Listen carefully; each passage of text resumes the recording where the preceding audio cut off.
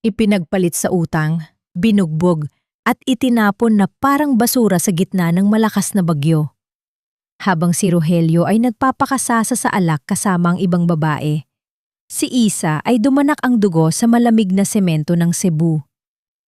"Wala kang kwenta!" Ang huling taltal na dumurog sa kanyang pagkatao. Ngunit sa bawat latay, may nakatagong pagbangon. Sino ang sasagip sa babaeng wala ng luhang mailuluha? Handa na ba ang Cebu sa kanyang muling pagsilang? O tuluyan na siyang lalamunin ng dilim? Hindi mo ba naintindihan, Isa? Hindi ka na asawa rito. Bayad ka na sa utang ko. Ang mga salitang iyon ay parang isang matalim na balisong na bumaon ng malalim sa dibdib ni Isabela. Hindi siya makahinga. Ang hangin sa loob ng maliit at barong-barong nilang bahay sa gilid ng pantalan ng Cebu ay tila biglang naubos. Nakatitig siya kay Rogelio, ang lalaking ipinangako sa harap ng altar na magpoprotekta sa kanya.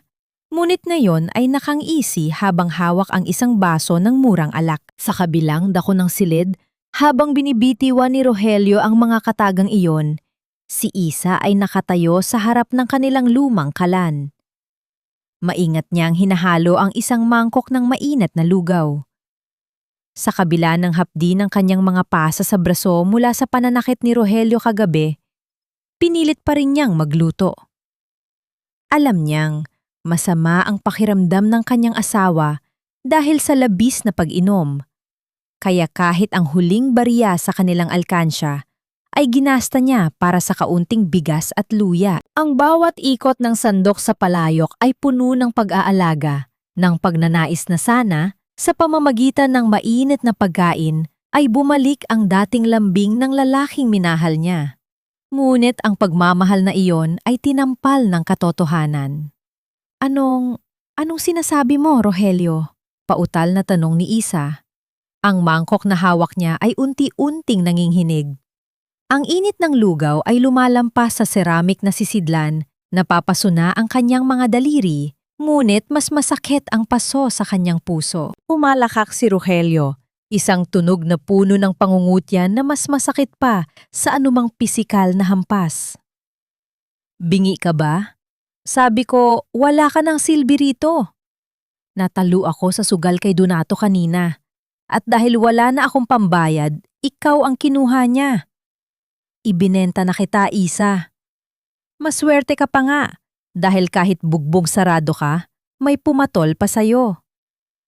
Ang mga kaibigan ni Rogelio na nasa labas ng pintuan ay nagsimulang magtawanan. Ang kanilang mga boses ay humahalo sa ingay ng malakas na ulan na bumubuhos sa bubong na yare sa kinakalawang na yero.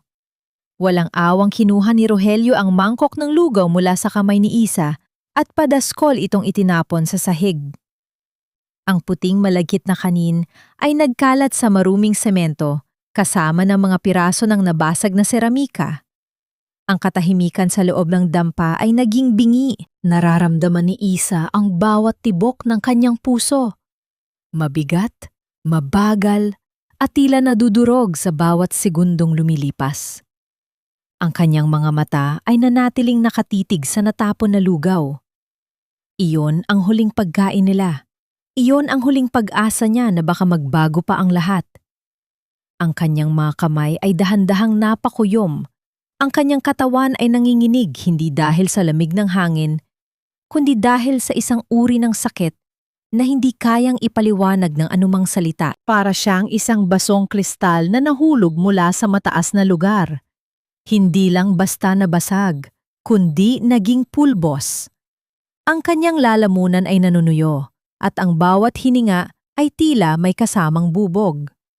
Ang mga alaala ng kanilang kasal, ang mga matatamis na pangako ni Rogelio noong nanliligaw pa ito sa probinsya, lahat ay tila mga anino na unti-unting nilalamon ng dilim. "Rogelio, tao ako. Asawa mo ako," bulong ni Isa. Ang kanyang boses ay halos hindi marinig sa gitna ng kulog sa labas. "Hindi mo ako pwedeng ibenta na parang hayop." "Asawa?"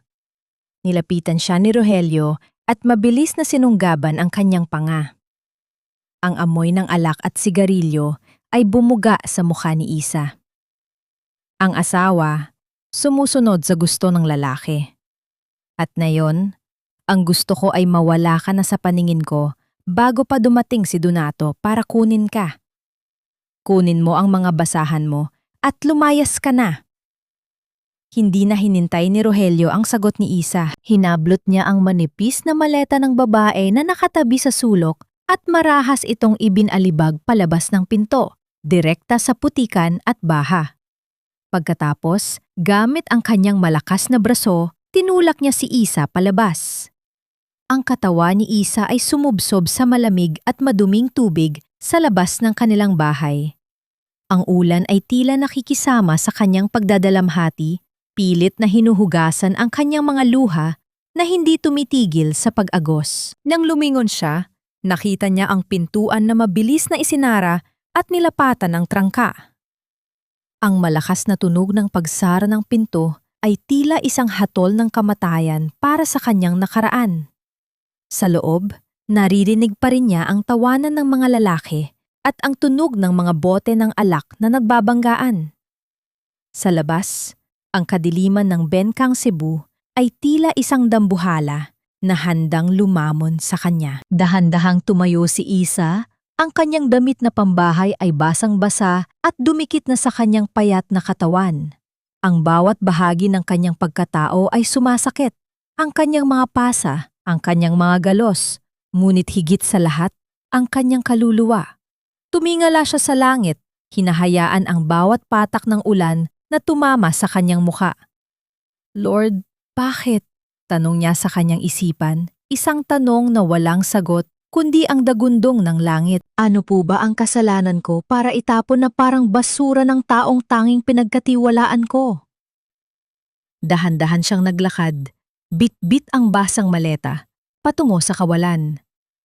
Ang bawat hakbang ay tila isang paglayo sa impyernong kinagisnan, ngunit patungo sa isang dilim na hindi niya alam kung may katapusan.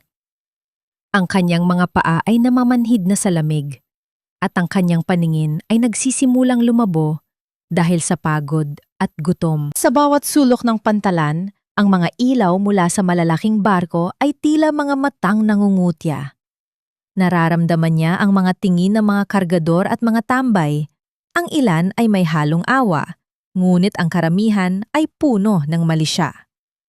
Yumuko siya, pilit na itinatago ang kanyang mukha sa ilalim ng basang buhok. Saan siya pupunta? Wala siyang pamilya sa Cebu. Ang kanyang mga magulang ay matagal nang pumanaw at ang mga kamag-anak niya sa probinsya ay tinalikuran na rin siya nang piliin niyang sumama kay Rogelio. Ngayon, siya ay tunay na nag-iisa. Isang babaeng walang pangalan, walang tahanan, at tila wala na ring bukas.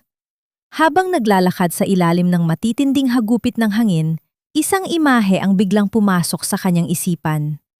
Ang mukha ni Rogelio habang itinatapon ang lugaw na niluto niya. Ang alaala ng bawat sakripisyo niya para sa lalaking iyon. Ang pagtatrabaho bilang labandera hanggang sa magkabukol-bukol ang kanyang mga daliri. Ang pagtitiis sa gutom para lang may makain ang asawa. Ang pagtatago ng mga pasa sa ilalim ng mahabang manggas para hindi mapahiya ang kanilang pagsasama. Lahat ng iyon, itinapon sa putikan sa loob lamang ng isang segundo. Ang bawat patak ng ulan na bumabagsak sa paligid niya ay tila naging isang paalala ng kanyang kabiguan. Ngunit sa gitna ng kanyang panghihina, isang kakaibang pakiramdam ang nagsimulang gumapang sa kanyang dibdib. Hindi ito galit, hindi pa. Ito ay isang uri ng pait na naging bato. Isang pait na nagsasabing sapat na ang lahat ng luha. Nang makarating siya sa harap ng isang malaking gate na may nakasulat na Home of Hope Foundation, ang kanyang mga tuhod ay tuluyan ng bumigay. Bumagsak siya sa semento. Ang kanyang maleta ay nabitiwan niya at bumukas. Inilalabas ang iilang piraso ng kanyang lumang damit na ngayon ay puno na ng putik. Nakatitig siya sa nakasarang gate. Ang liwanag mula sa isang malapit na poste ng ilaw ay nagbibigay ng kakaibang anino sa paligid. Ang katahimikan ng gabi, sa kabila ng ulan, ay tila bumabalot sa kanya. Wala siyang lakas para sumigaw. Wala siyang lakas para kumatok. Ang tanging nagagawa niya ay ang huminga ng mabigat habang ang bawat hininga ay parang isang panalangin na sana ay wag na siyang magising. Hanggang dito na lang ba ako?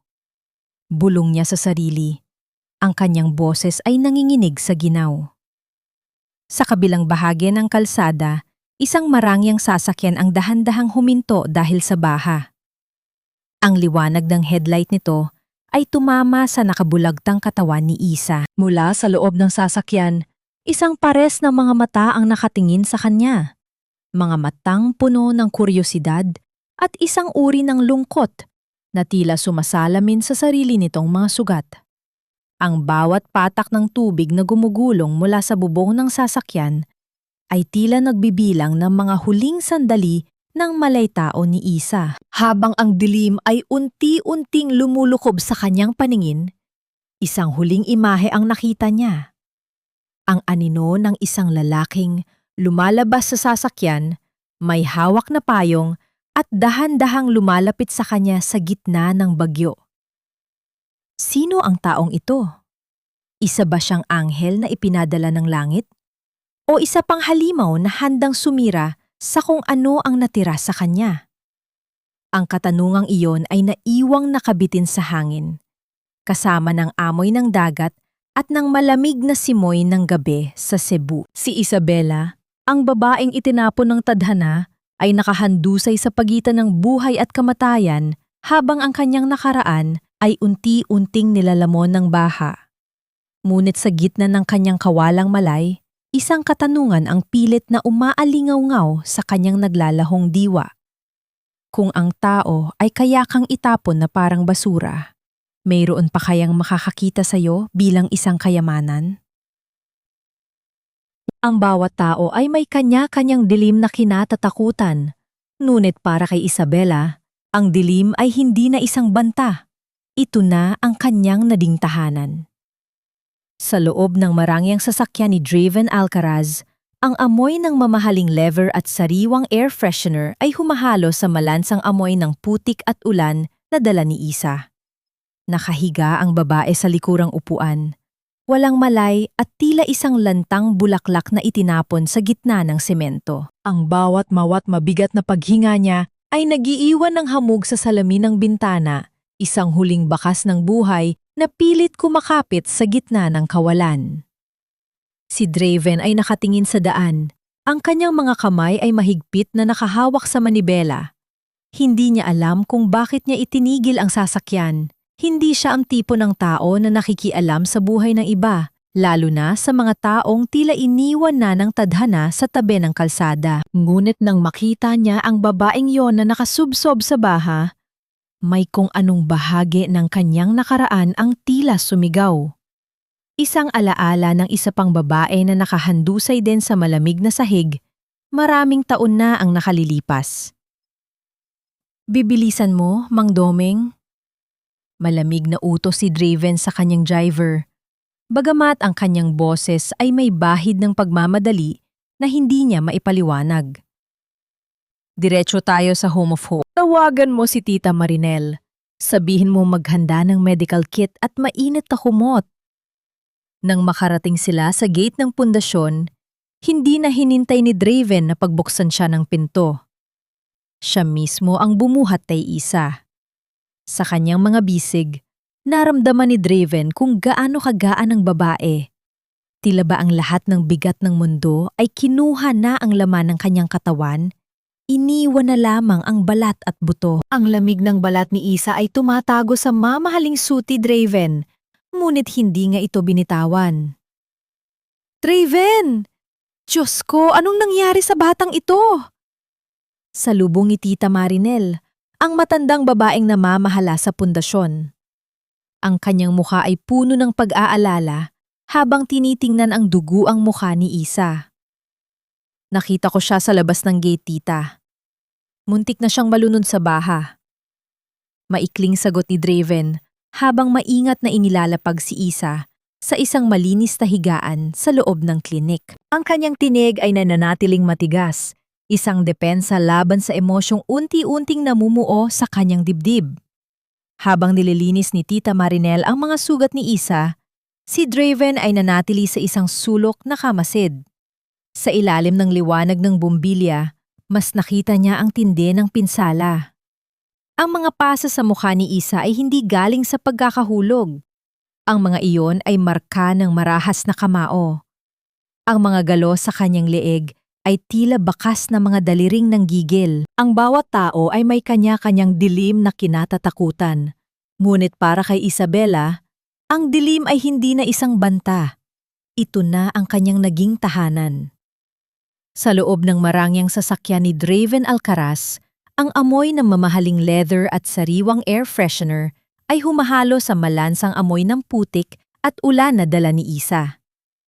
Nakahiga ang babae sa likurang upuan, walang malay at tila isang lantang bulaklak na itinapon sa gitna ng semento. Ang bawat mawat mabigat na paghinga niya ay nagiiwan ng hamog sa salamin ng bintana, isang huling bakas ng buhay na pilit kumakapit sa gitna ng kawalan. Si Draven ay nakatingin sa daan. Ang kanyang mga kamay ay mahigpit na nakahawak sa manibela. Hindi niya alam kung bakit niya itinigil ang sasakyan. Hindi siya ang tipo ng tao na nakikialam sa buhay ng iba, lalo na sa mga taong tila iniwan na ng tadhana sa tabi ng kalsada. Ngunit nang makarating sila sa klinik ng Home of Hope at maingat siyang mailapag sa puting higaan, doon lamang natingnan ni Draven nang maigi ang mukha ng babae. Nang dahan-dahang gumalaw ang mga talukap ng mata ni Isa, ang unang nakita niya ay ang puting kisame. Pagkatapos ay ang malabong figura ng isang lalaki na nakatayo sa kadiliman ng sulok. "Huwag! Please! Huwag niyo po akong saktan!" Ang tinig ni Isa ay parang isang gurgle ng tubig na barado sa lalamunan. Pilit siyang bumangon, ngunit ang kanyang katawan ay agad na bumigay. Ang kanyang mga kamay ay marahas na kumapit sa gilid ng kama.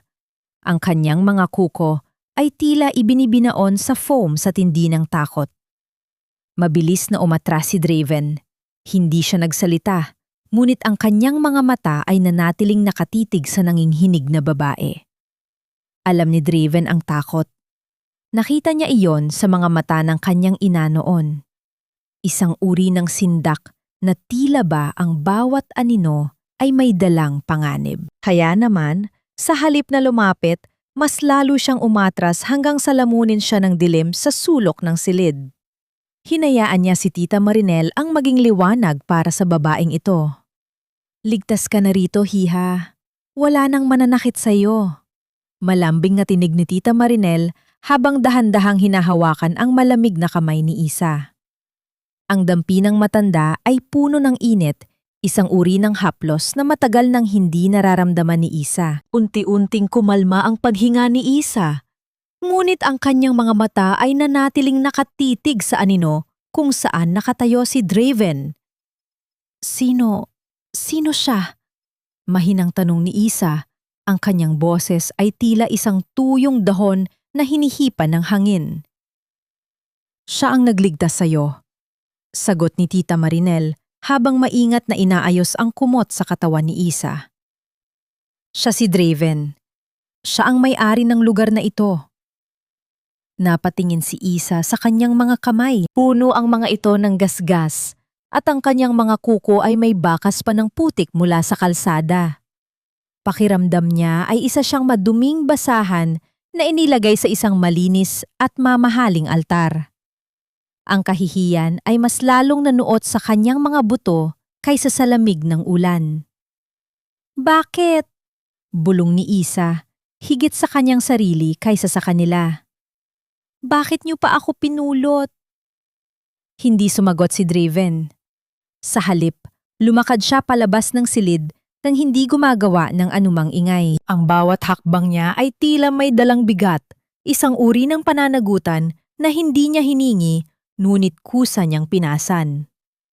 Pagdating sa hallway, huminto siya at tumingin sa labas ng bintana kung saan patuloy pa rin ang paghagupit ng bagyo sa Cebu.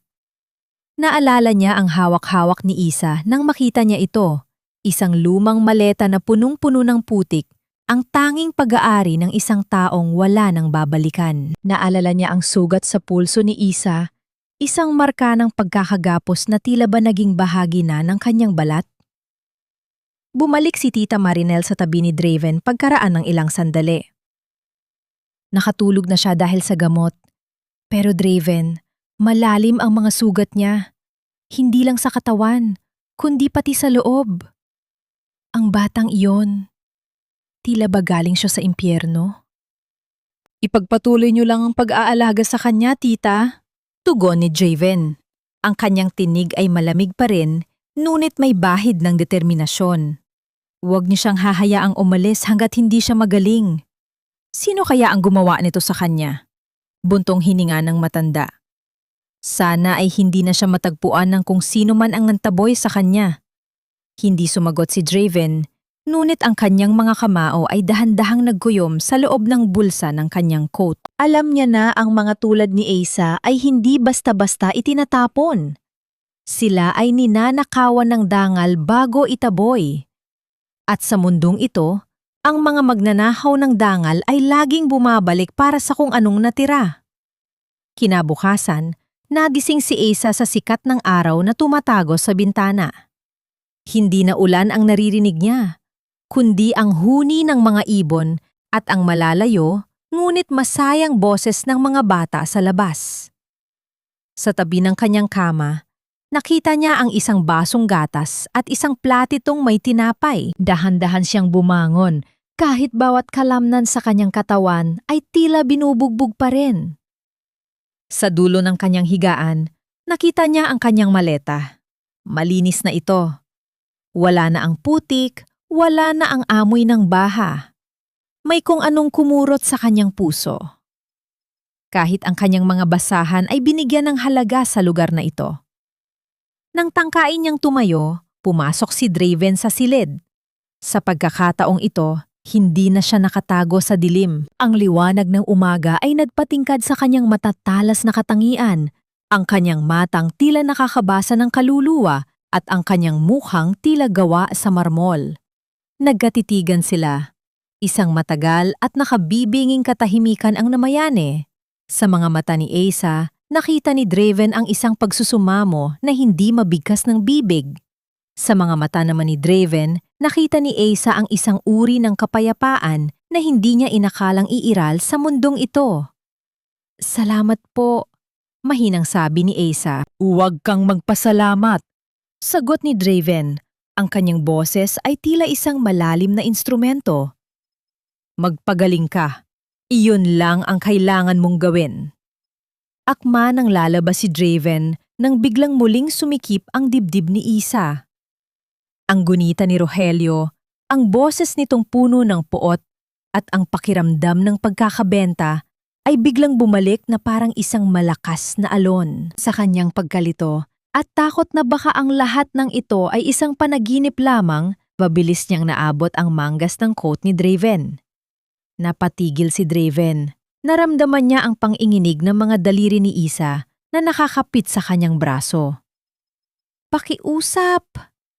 Bulong ni Isa. Ang kanyang mga mata ay nagsimulang mapuno ng luha. Huwag niyo po akong ibenta. Kahit anong trabaho gagawin ko, kahit maging alila niyo ako habang buhay, huwag niyo lang po akong ibalik sa kanya. Ang bawat salita ni Isa ay tila isang karayom na tumutusok sa puso ni Draven. Ang isang babaeng ganito kaganda at ganito kabata. Ngunit ang tanging hinihiling sa buhay ay huwag maibenta. Gaano ba kalupit ang mundong pinanggalingan nito? Dahan-dahang lumingon si Draven. Sa kauna-unahang pagkakataon, ang kanyang malamig na ekspresyon ay natunaw.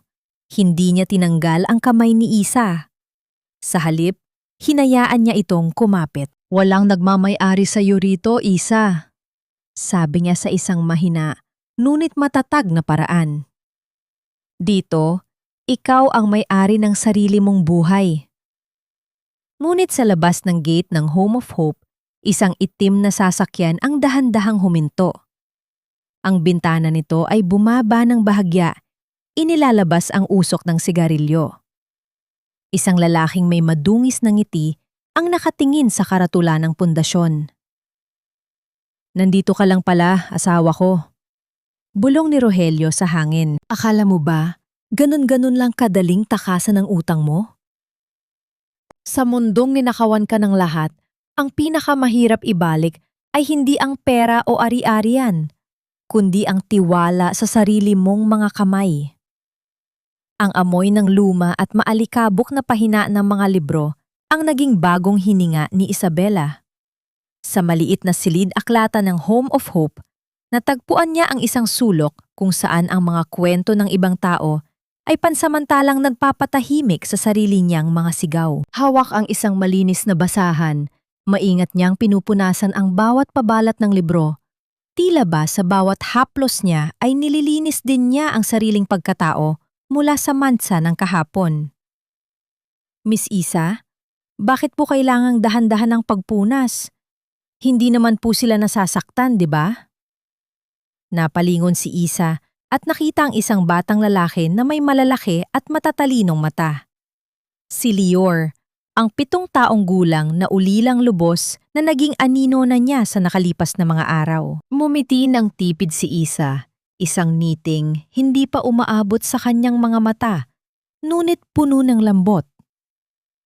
Alam mo, Lior, ang mga libro ay parang tao rin. Mahinang sagot ni Isa habang maingat na inilalagay ang isang makapal na diksyonaryo sa istante.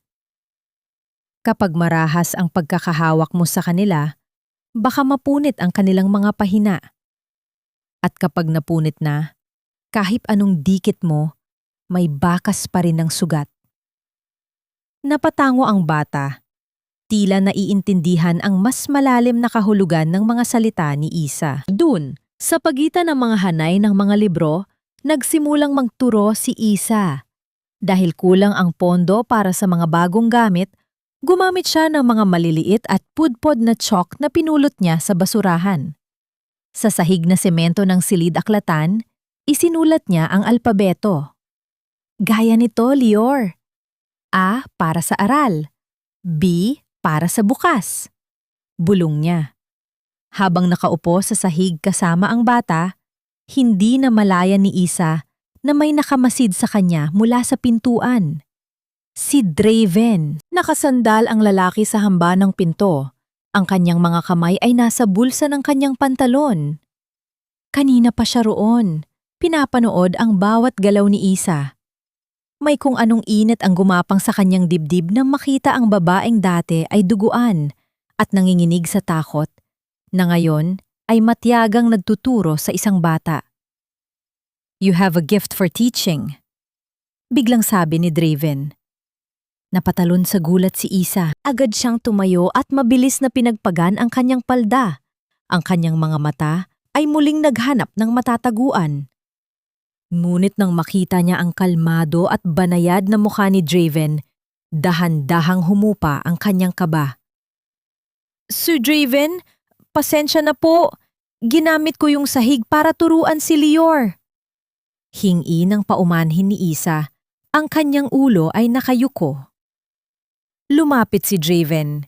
Ang tunog ng kanyang sapato sa semento ay lumilika ng isang ritmo na tila nagpapatibok sa puso ni Isa. Huminto siya sa harap ni Isa, sapat na malapit para maamoy niya ang bango ng mamahaling pabango nito na humahalo sa amoy ng lumang papel.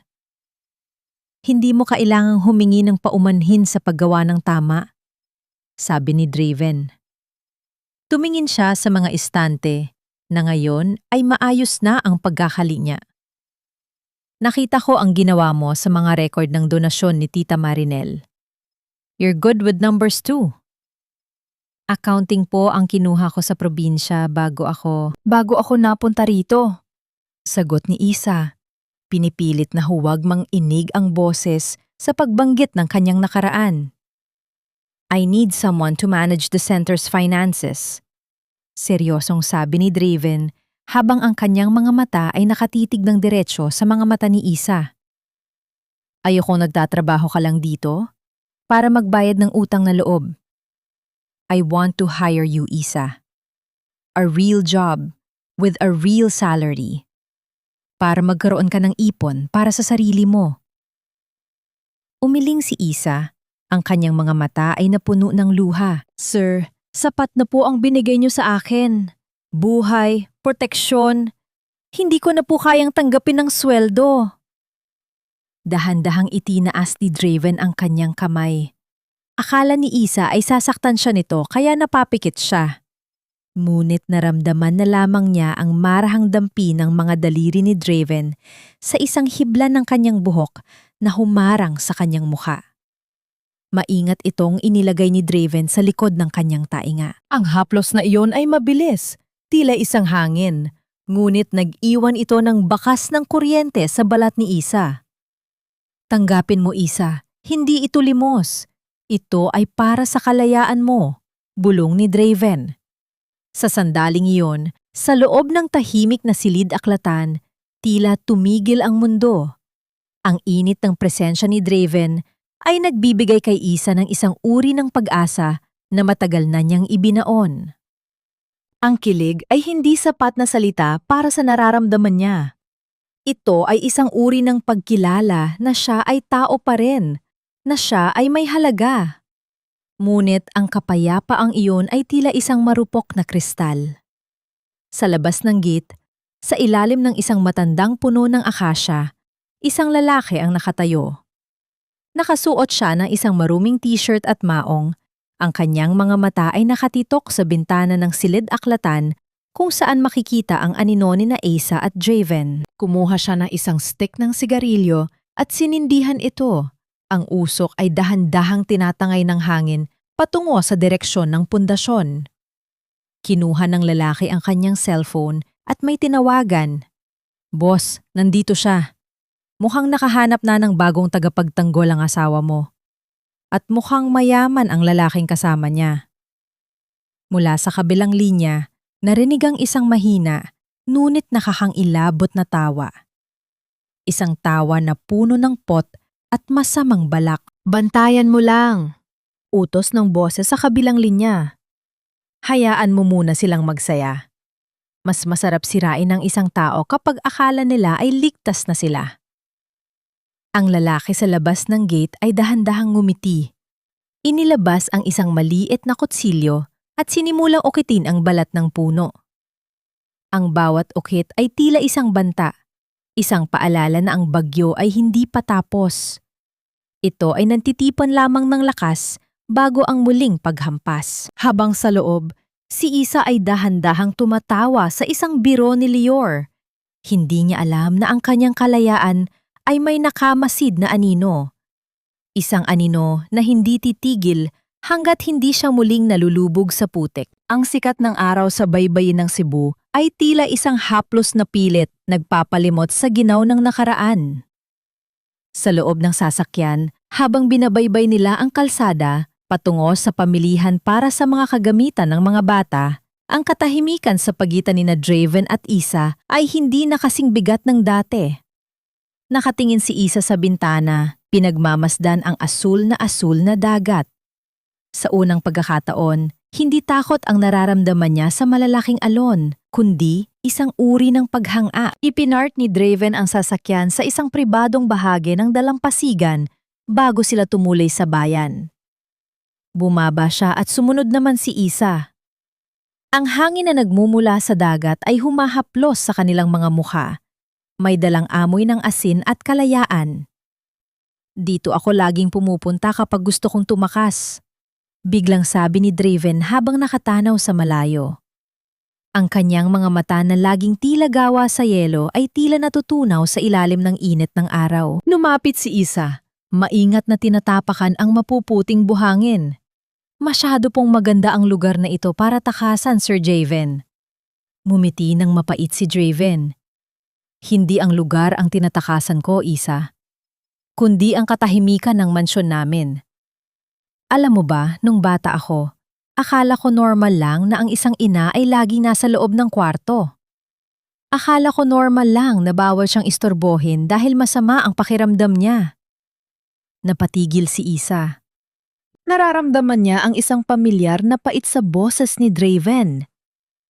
Hindi siya nagkakantahan ng hele para sa akin. Patuloy ni Draven. Ang kanyang boses ay nanginginig ng bahagya.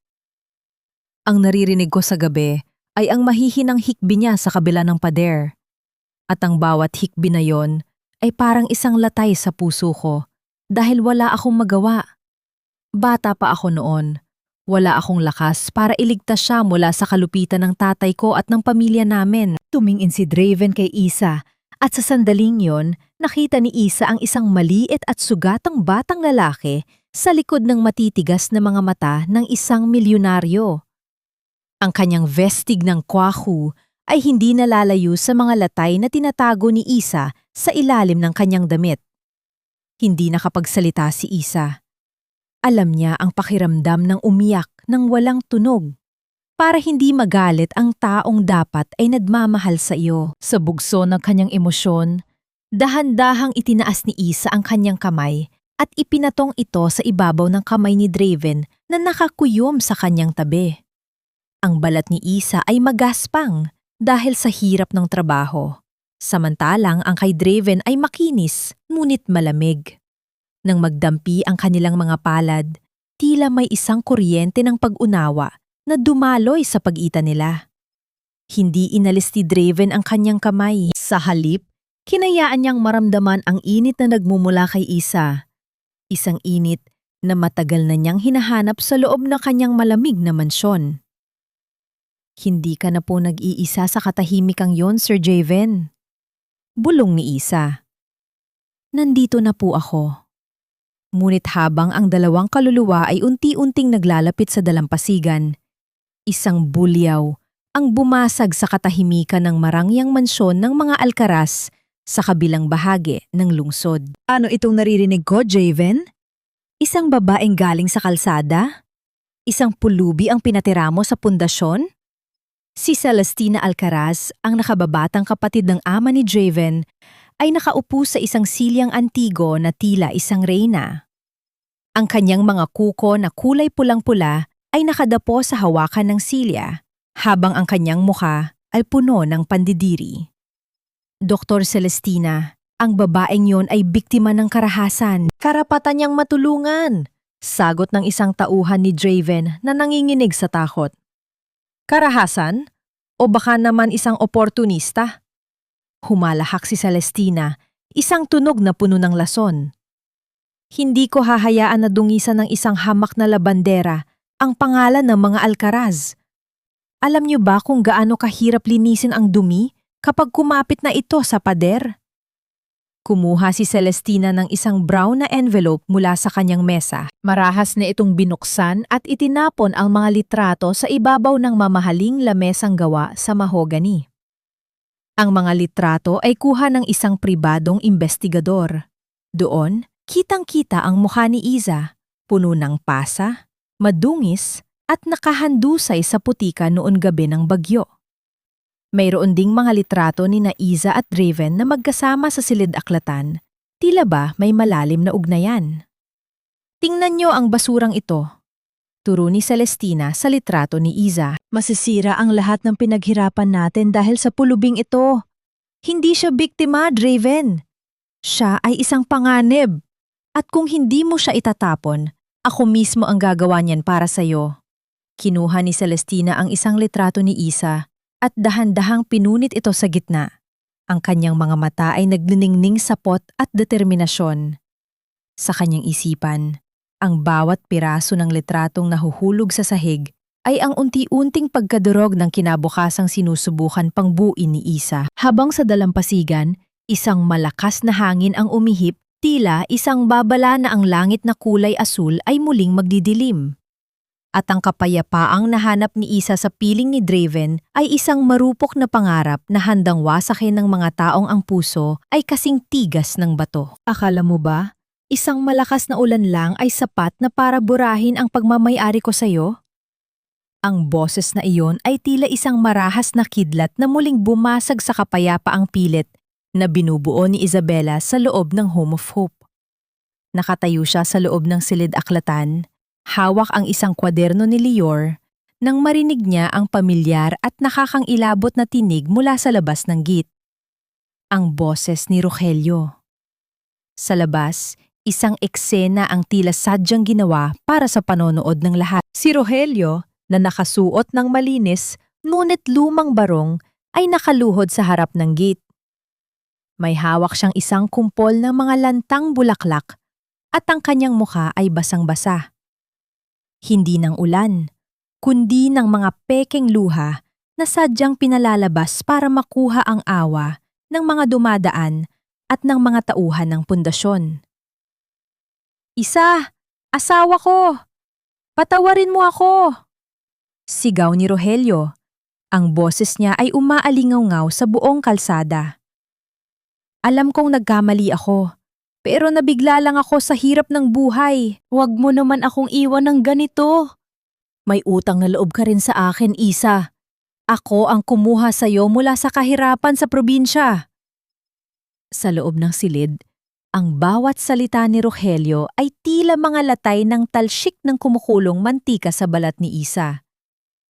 Ang kanyang mga kamay ay nagsimulang manginig ng walang kontrol. Ang kwadernong hawak niya ay nahulog sa sahig. Ang tunog ng pagbagsak nito ay tila isang hudyat ng muling pagguho ng kanyang mundo. Ang kanyang hininga ay naging mababaw at ang bawat tibok ng kanyang puso ay tila isang martilyo na bumubugbog sa kanyang dibdib. Nagtago si Isa sa likod ng malaking istante ng mga libro. Pilit na tinatakpan ang kanyang mga tainga. Ngunit ang boses ni Rogelio ay tila isang laso na gumagapang sa ilalim ng pinto, nanunuot sa bawat sulok ng kanyang kaisipan. Ginagamit nito ang utang na loob, ang kadenang matagal lang naging bilangguan ni Isa. "Ija, huwag kang lalabas." Bulong ni Tita Marinel na mabilis na pumasok sa silid-aklatan at niyakap ang nanginghinig na si Isa. "Hayaan mo siyang mag-ingay doon. Hindi namin siya papapasukin." Ngunit si Rogelio ay hindi basta-basta susuko. Alam niya ang kahinaan ng sistemang Pilipino. Alam niya kung paano gamitin ang moralidad laban sa biktima. "Mga taga-Home of Hope, ninanakaw niyo ang asawa ko!"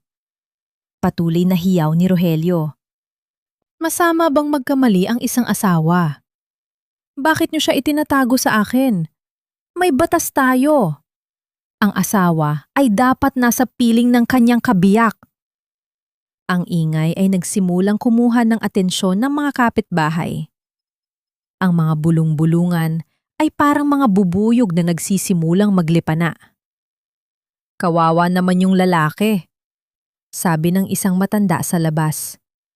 "Baka naman pwedeng pag-usapan," sabi pa ng isa. Iyon ang gusto ni Rogelio, ang mapahiya si Isa hanggang sa wala na itong ibang mapuntahan, kundi ang bumalik sa kanya.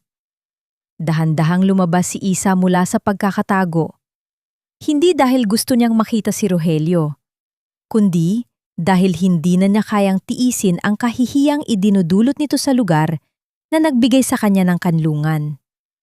Sa bawat hakbang niya patungo sa gate, ang kanyang mga tuhod ay tila gawa sa jelo, nanginginig, at halos hindi siya kayang dalhin. Nang makarating siya sa gate, tumigil ang pag-iyak ni Rogelio.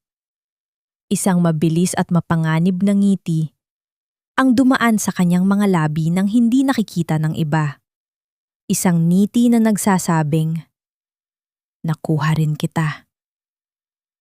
"Isa, salamat sa Diyos, lumabas ka rin," sabi ni Rogelio sa isang tonong puno ng mapagkunyari ang lambing. "Halika na, asawa ko. Pinapatawad na kita sa pagtakas mo. Umuwi na tayo. Magluluto ako para sa'yo, gaya ng dati." Ang marinig ang salitang patawad mula sa taong nagbenta sa kanya ay nagdulot kay Asa ng isang uri ng pagkahilo. Ang mundo ay tila umiikot. Ang mukha ni Rogelio ay tila nagbabago, nagiging isang halimaw na handang lumamon sa kanya muli. Hindi ako sasama sa'yo." Pautal na sagot ni Asa, ang kanyang boses ay halos isang bulong. "Anong sabi mo?" Ang boses ni Rogelio ay bumaba ng isang oktaba, may dalang banta. Pagkatapos ng lahat ng ginawa ko para sa iyo? Pagkatapos kitang pakainin at bigyan ng matitirhan? Ganyan ka ba kawalang utang na loob, Isabela? Sinabi ng hindi siya sasama. Hindi mo ba naintindihan? Isang malamig at matigas na boses ang pumutol sa pananakot ni Rogelio. Mula sa likuran ni Isa, lumitaw si Draven. Ang kanyang presensya ay tila isang pader ng yelo na humarang sa pagitan ni Isa at ng apoy ni Rogelio. Ang kanyang mga mata ay nakatitig ng diretso kay Rogelio. Walang takot, walang pag-aalinlangan. Sino ka ba?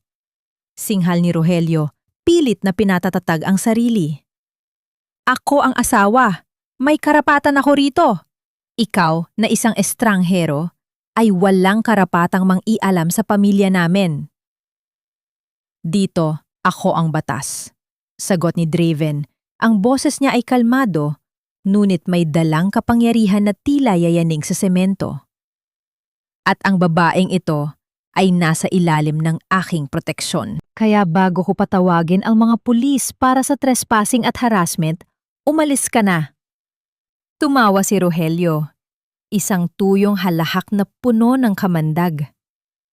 Mula sa bulsa ng kanyang barong, inilabas niya ang isang nakatupi na papel. Dahan-dahan niya itong binuksan at itinapat sa mukha ni Draven. Pagkatapos ay sa mga taong nanonood. Proteksyon? Proteksyon para sa isang asawang tumakas? Hiyaw ni Rogelio habang ibinawagayway ang papel. Tingnan niyo ito. Ito ang marriage contract namin. May pirma ng pare. May selyo ng gobyerno. Sa batas ng tao at ng Diyos, akin si Isa. Akin ang babaeng ito, Draven. At walang sinuman, kahit ang isang bilyonaryong katulad mo, ang pwedeng kumuha sa kung anong pag-aari ko. Ang bawat salita ni Rogelio ay tila isang muling pagkakadena sa mga kamay ni Isa.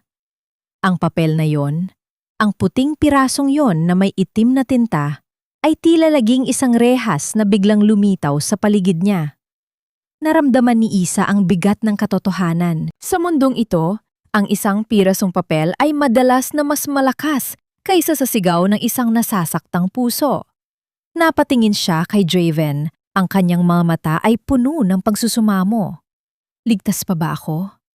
Hindi kumurap si Draven, ngunit ang kanyang panga ay nagngangalit sa tindi ng galit na pilit niyang itinatago.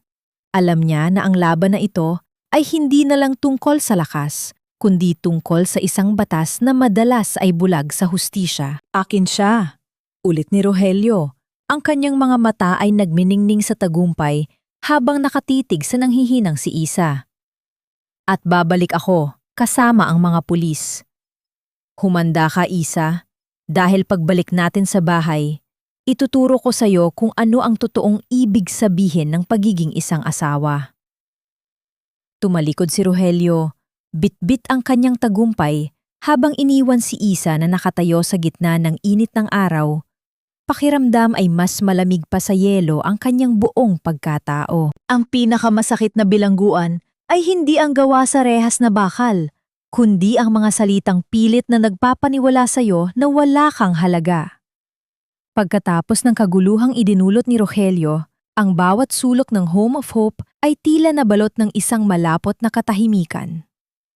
Sa loob ng klinik, nakaupo si Isa sa gilid ng kama. Ang kanyang mga mata ay tulala at walang buhay.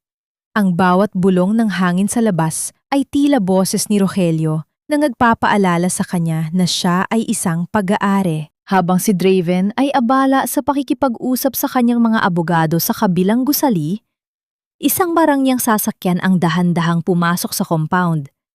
Hindi ito ang sasakyan ni Draven. Ito ay kulay itim, makintab at may dalang aura ng kapangyarihan na tila nananakal. Bumaba mula sa sasakyan si Celestina Alcaraz.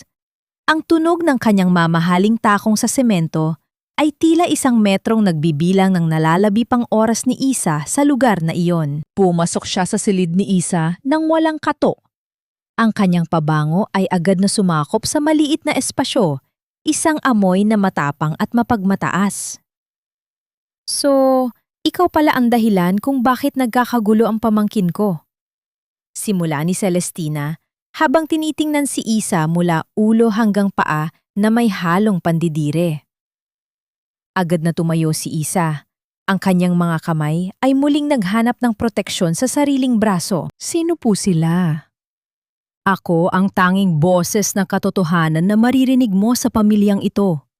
Sagot ni Celestina habang dahan-dahang lumalapit. Kinuha niya ang isang makapal na sobre mula sa kanyang bag at inilapag ito sa mesa. Alam mo ba kung bakit ka tinulungan ni Draven? Akala mo ba ay dahil espesyal ka? Akala mo ba ay dahil mahal ka niya? Humalahak si Celestina, isang tunog na kasing talim ng labaha.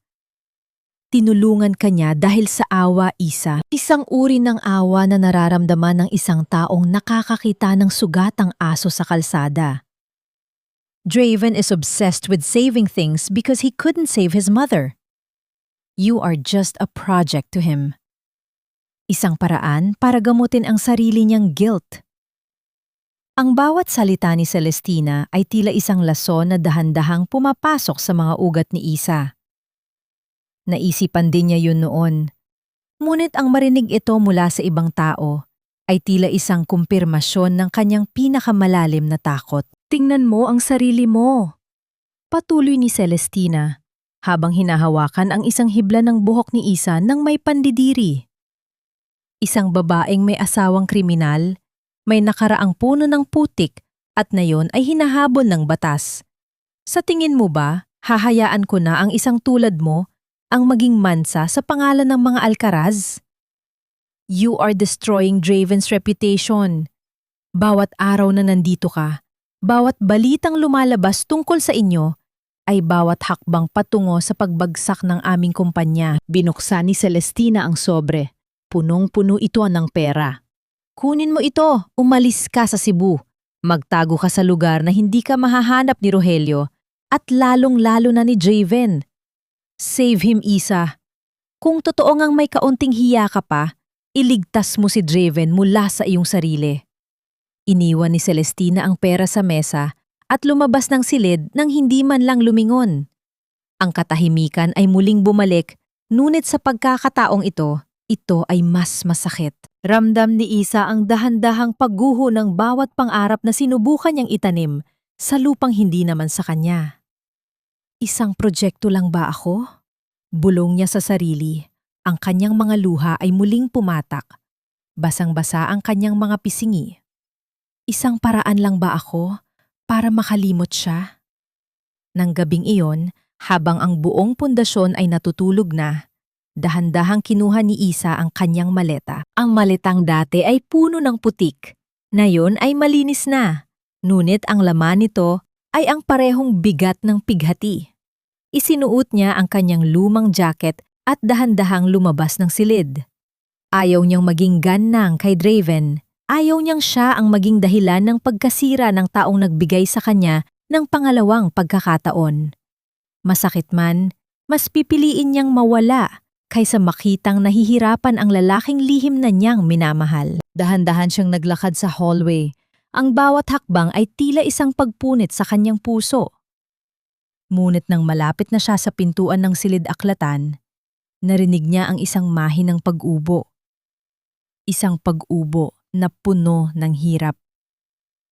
Mabilis siyang tumakbo patungo sa sulok kung saan natutulog si Lior. Nakahandusay ang bata sa kanyang manipis na banig.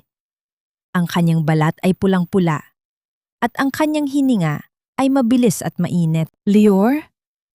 Lior, anong nangyari? Tanong ni Isa habang hinahawakan ang noo ng bata.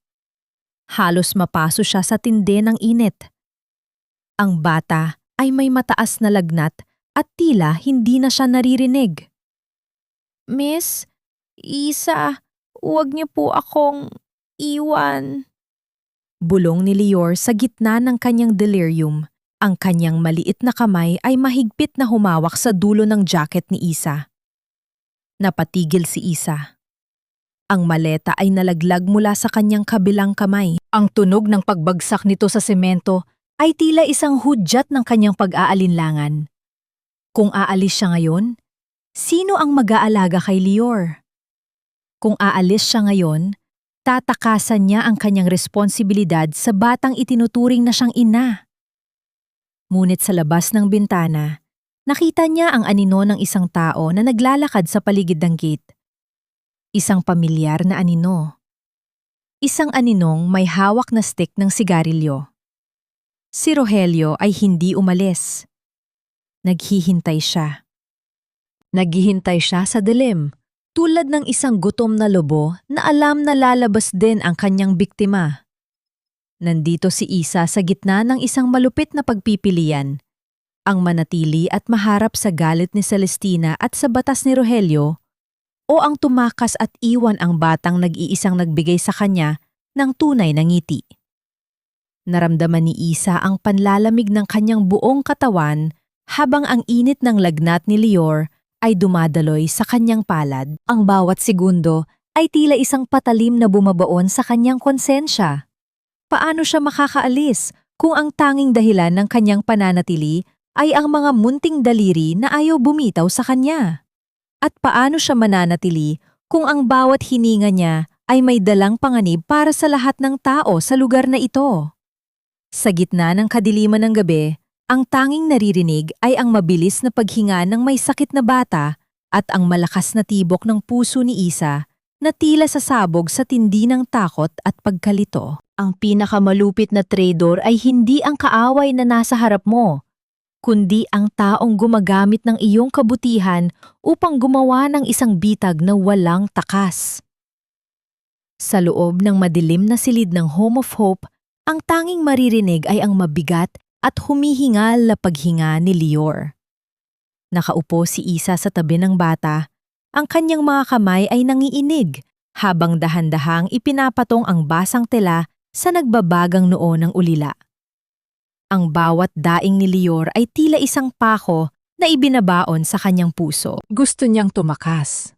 Gusto niyang sundin ang utos ni Celestina at lunukin ang perang iniwan nito para iligtas si Draven mula sa kahihiyan. Ngunit sa tuwing nararamdaman niya ang init ng lagnat ng bata, tila may isang boses sa kanyang loob na nagsasabing, "Huwag mong tularan ang mga taong nang iwan sa iyo sa putikan."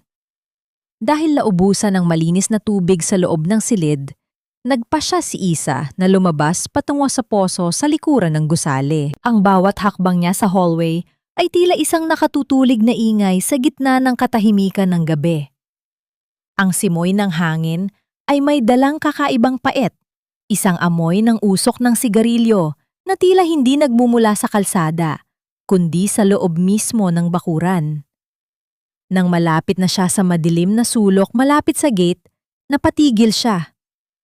Isang pamilyar na boses ang narinig niya mula sa likod ng malalaking sako ng bigas na nakatambak para sa donasyon. "Huwag kang mainip, madam. Konting tiis na lang," bulong ni Rogelio. Ang kanyang boses ay puno ng malisya, tila isang ahas na naglalabas ng kamandag. Mabilis na nagtago si Isa sa likod ng isang poste. Ang kanyang puso ay tila sasabong sa tindi ng kaba. Inilagay ni Rogelio sa speaker ang kanyang cellphone at ang boses na sumagot mula sa kabilang linya ay agad na nagpalamig sa dugo ni Isa. Ang boses ni Celestina Alcaraz. "Siguraduhin mong malinis ang trabaho, Rogelio," sabi ni Celestina. Ang kanyang boses ay malamig at puno ng awtoridad. "Kapag nailipat na ang mga kargamento sa bodega ng pundasyon, tatawag ako ng raid. Ang asawa mong si Isa ang ituturo nating mastermind. At si Draven, ang pamangkin kong bulag sa awa, siya ang lalabas na financier ng operasyong ito. Mawawala sa kanya ang kumpanya at mapupunta sa akin ang lahat." Humalahak ng mahina si Rogelio. "At ang asawa ko? Paano siya?" "Huwag kang mag-alala. Kapag nakulong na siya, nasa iyo na ang desisyon kung anong gagawin mo sa kanya. Basta siguraduhin mong hindi na siya muling makakapansalita pa laban sa atin." Napatakip ng bibig si Isa para pigilan ang isang malakas na hikbi. Ang kanyang buong katawan ay tila naging yelo. Hindi lang pala siya ang target. Pati si Draven, ang lalaking nagbigay sa kanya ng bagong buhay, ay nakatagdang wasakin ng sarili nitong kadugo. Ang Home of Hope na dapat ay kanlungan ng mga sugatan ay ginagawa nilang imbakan ng mga ilegal na kargamento para mabitay sila sa harap ng batas. Ngayon ay maliwanag na ang lahat. Ang pagpunta ni Celestina kanina, ang pera, ang pananakot, lahat ay bahagi ng isang malaking patibong. Kung aalis siya ngayon, magmumukha siyang tumakas dahil sa kasalanan at maiiwan si Draven na walang kalaban-laban sa mga ebidensyang itatanim nila. Dahan-dahang umatras si Isa, pilit na hindi gumagawa ng anumang ingay. Kailangan niyang hanapin si Draven. Kailangan niyang sabihin ang totoo bago mahuli ang lahat. Ngunit sa kanyang pagmamadali, nasagi niya ang isang lumang lata ng pintura na nakapatong sa tabi ng pinto. Ang tunog ng pagbagsak nito sa semento ay tila isang hudyat ng kamatayan sa gitna ng gabi. Sino yan? Sigaw ni Rogelio. Hindi na nag-isip si Isa. Tumakbo siya patungo sa silid-aklatan, ang tanging lugar na sa tingin niya ay may matataguan siya. Ang kanyang hininga ay humahabol. Ang kanyang mga paa ay tila lumulutang sa tindi ng takot. Pumasok siya sa loob at mabilis na isinara ang pinto. Ngunit bago pa niya mailaday ang trangka, isang malakas na puwersa ang tumulak dito mula sa labas. Ang pinto ay bumukas ng marahas. Tumama sa dingding na lumikha ng isang nakabibinging tunog.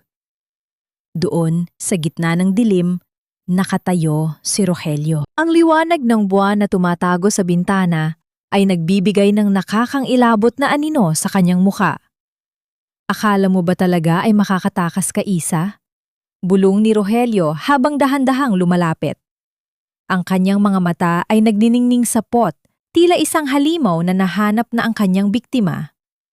Narinig mo ang lahat, di ba? Masyado kang mapanghahas para sa isang labanderang tulad mo. Rogelio, pakiusap.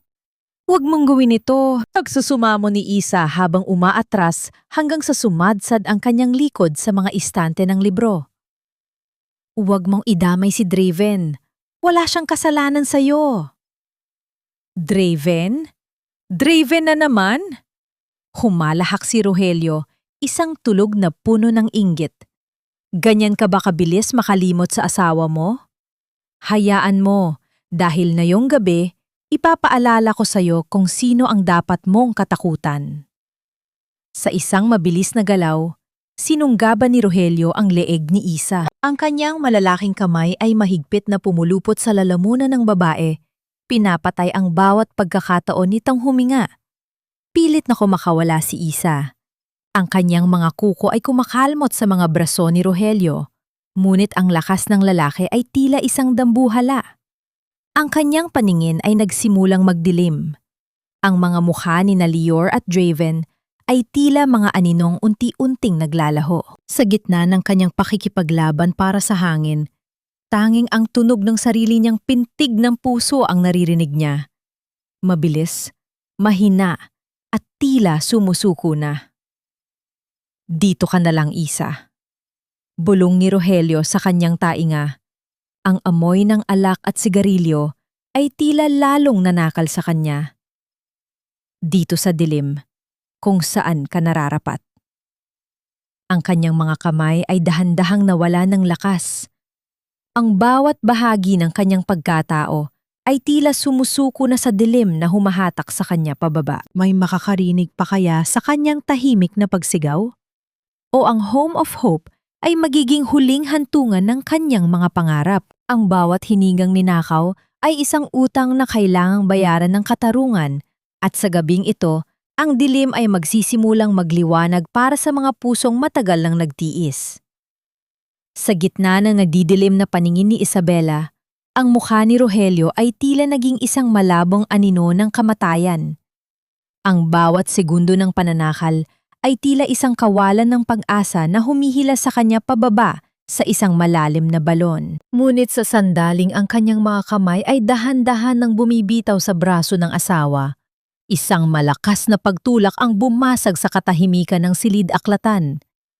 Ang marahas na pagbukas ng pinto ay nagpadala ng hangin na tila muling nagbigay ng kaunting buhay kay Asa. Isang matatag na bisig ang humablot sa balikat ni Rogelio. Sapat na malakas para mapatid ang mahigpit na pagkakasakal nito. Ang pagbagsak ng katawan ni Rogelio sa sahig ay lumikha ng isang mabigat na tunog na yumanig sa mga lumang istante ng libro. "Lumayo ka sa kanya!" Ang tinig ni Draven ay hindi sumisigaw, ngunit ang bawat salita ay may dalang bigat ng isang libong bagyo. Ang kanyang mga mata, na dati ay tila yelo, ngayon ay naglalabas ng apoy ng pot. Agad na tumayo si Rogelio. Haharap sana ng may banta. Ngunit ang kamao ni Draven ay mabilis na dapo sa kanyang panga. Ang lakas ng impact ay naging sanhi ng pagtalsik ng ilang patak ng dugo sa puting semento. "Draven, huwag!" Mahinang bulong ni Isa habang pilit na humihinga. Ang kanyang kamay ay nakahawak sa kanyang lalamunan na ngayon ay puno ng mga pasang kulay ube. Napatigil si Draven. Nang makita niya ang kalagayan ni Isa, ang kanyang galit ay agad na napalitan ng isang matinding takot. Takot na baka huli na ang lahat. Sa pagkakataong iyon, sinamantala ni Rogelio ang pagkakataon. Mabilis itong tumayo at tumakbo palabas ng bintana, patungo sa kadiliman ng bengkang. Iniiwan ang isang banta na tila usok na dahan-dahang nawawala sa hangin. Hindi na hinabol ni Draven ang lalaki. Sa halip, mabilis siyang lumuhod sa tabi ni Isa. Ang kanyang mga kamay ay mahigpit ngunit maingat, na tila ba hawak niya ang isang piraso ng kristal na kapag nabitawan ay tuluyang magkakapira-piraso. Isinandal niya ang ulo ng babae sa kanyang dibdib, kung saan maririnig ni Isa ang mabilis at malakas na pintig ng puso ng lalaki. Isang pintig na hindi na lamang dahil sa takbo, kundi dahil sa matinding takot na mawala ang babaeng nasa kanyang bisig. "Huminga ka, Isa. Nandito na ako. Hindi kita pababayaan." Bulong ni Draven. Ang kanyang tinig ay nanginginig sa emosyon na matagal na niyang ibinaon sa kanyang pagkatao. Dinala niya si Isa sa klinik ng Home of Hope, kung saan si Tita Marinel ay agad na tumulong. Habang binabantayan ng matanda si Lior na unti-unti nang humuhupa ang lagnat, si Draven naman ang kumuha ng isang palanggana ng maligamgam na tubig at malinis na tela.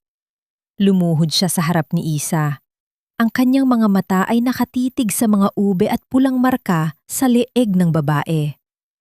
Ang bawat dampi ng basang tela sa balat ni Isa ay puno ng pag-iingat. Mararamdaman ni Isa ang init na nagmumula sa mga daliri ni Draven.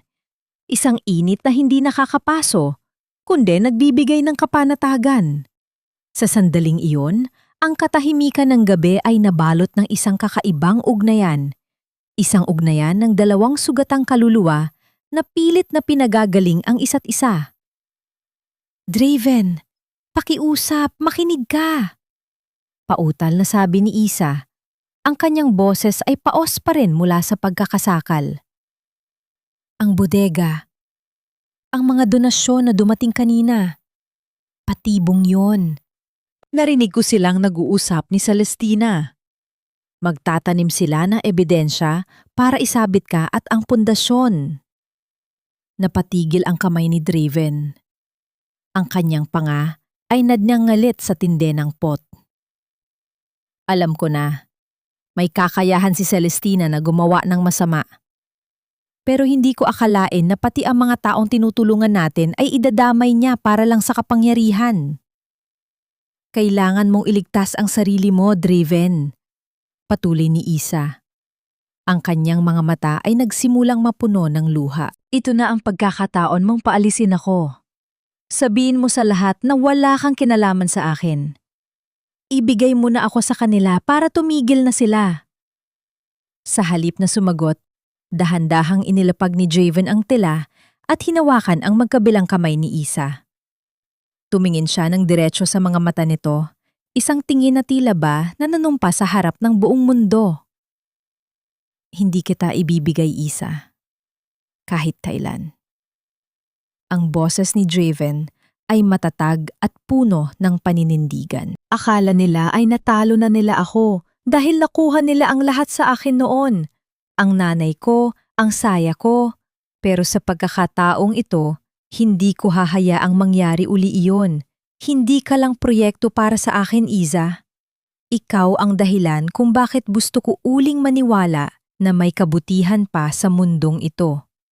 Ang mga salitang iyon ay tila isang haplos sa kaluluwa ni Iza. Ang kilig na nararamdaman niya ay hindi lamang dahil sa pagmamahal, kundi dahil sa pakiramdam na sa wakas, may isang taong handang lumaban para sa kanya. Isang taong hindi siya tinitingnan bilang isang pag-aari o isang utang na dapat bayaran. Dahan-dahang inilapit ni Draven ang kanyang mukha sa mukha ni Iza. Ang kanilang mga hininga ay naghahalo sa hangin, mainit at puno ng pagsusumamo. Marahang idinikit ni Draven ang kanyang noo sa noo ni Iza. Isang kilos ng pagtitiwala at pangako. Ang bawat tibok ng kanilang puso ay tila nagsasama sa iisang ritmo, isang himig ng pag-asa sa gitna ng panganib. "Lalaban tayo, Iza!" bulong ni Draven. "Lalaban tayo hanggang sa makuha natin ang hustisyang nararapat para sa atin." Tinawagan ni Draven si Mateo Kirante, ang kanyang pinagkakatiwalaang kaibigan at abogado.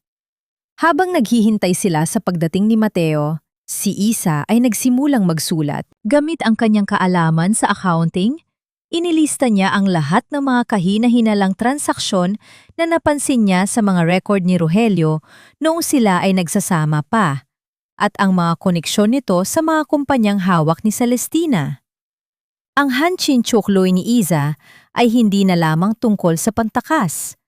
Ito ay tungkol na sa pagbangon. Ang kanyang mga kamay na dati ay nanginginig sa takot, ngayon ay mabilis na gumagalaw sa papel. Tila bawat numero ay isang sandata laban sa kanyang mga kaaway. Nang dumating si Mateo, dala nito ang isang balita na tila isang malamig na tubig na ibinuhos sa kanila. "Draven, Iza, hindi lang raid ang pinaplano nila." Seryosong sabi ni Mateo habang binabasa ang mga dokumentong dinala niya. May mga testigo silang binayaran para sabihing si Iza mismo ang nag-utos na gamitin ang benkang para sa mga ilegal na kargamento. At ang marriage contract? Gagamitan yun ni Rogelio para bawiin si Iza at ilayo siya sa anumang proteksyon ng korte. Napatayo si Draven. Ang kanyang mga mata ay nagniningning sa determinasyon. Kung ganoon, kailangan nating mauna sa kanila. Kailangan nating mahanap ang orihinal na record bago pa nila ito sirain. Ngunit sa gitna ng kanilang pagpaplano, isang malakas na tunog ng sirena ng mga pulis ang narinig mula sa labas ng Home of Hope. Ang mga pulang ilaw ay nagsimulang mag-reflect sa mga bintana ng klinik. Tila ba ang gabi ay muling nagliliyab sa panganib? "Nandito na sila," bulong ni Iza. Ang kanyang mukha ay biglang namutla. "Masyado silang mabilis." Tumingin si Draven kay Iza. Hinawakan ang kanyang balikat ng mahigpit. "Tandaan mo, Iza, huwag kang bibitiw. Anumang mangyari, nandito ako." Ang pinto ng klinik ay bumukas ng marahas at pumasok ang mga pulis kasama si Rogelio na may mapanuyang ngiti sa kanyang mga labi at si Celestina na nakatayo sa likuran, tila isang reynang nanonood sa kanyang biktima. Yan ang asawa kong magnanakaw!" Sigaw ni Rogelio habang itinuturo si Iza. "At yan ang lalaking bumili sa kanya." Ang liwanag ng mga pula at asul na ilaw na nagmumula sa sasakyan ng mga pulis ay tila mga mata ng isang mapanghusgang lipunan, pilit na binubulag ang katotohanan sa gitna ng kadiliman. Sa loob ng Home of Hope, ang bawat sulok na dati ay puno ng panalangin at pagkalinga ay tila naging entablado ng isang malupit na palabas.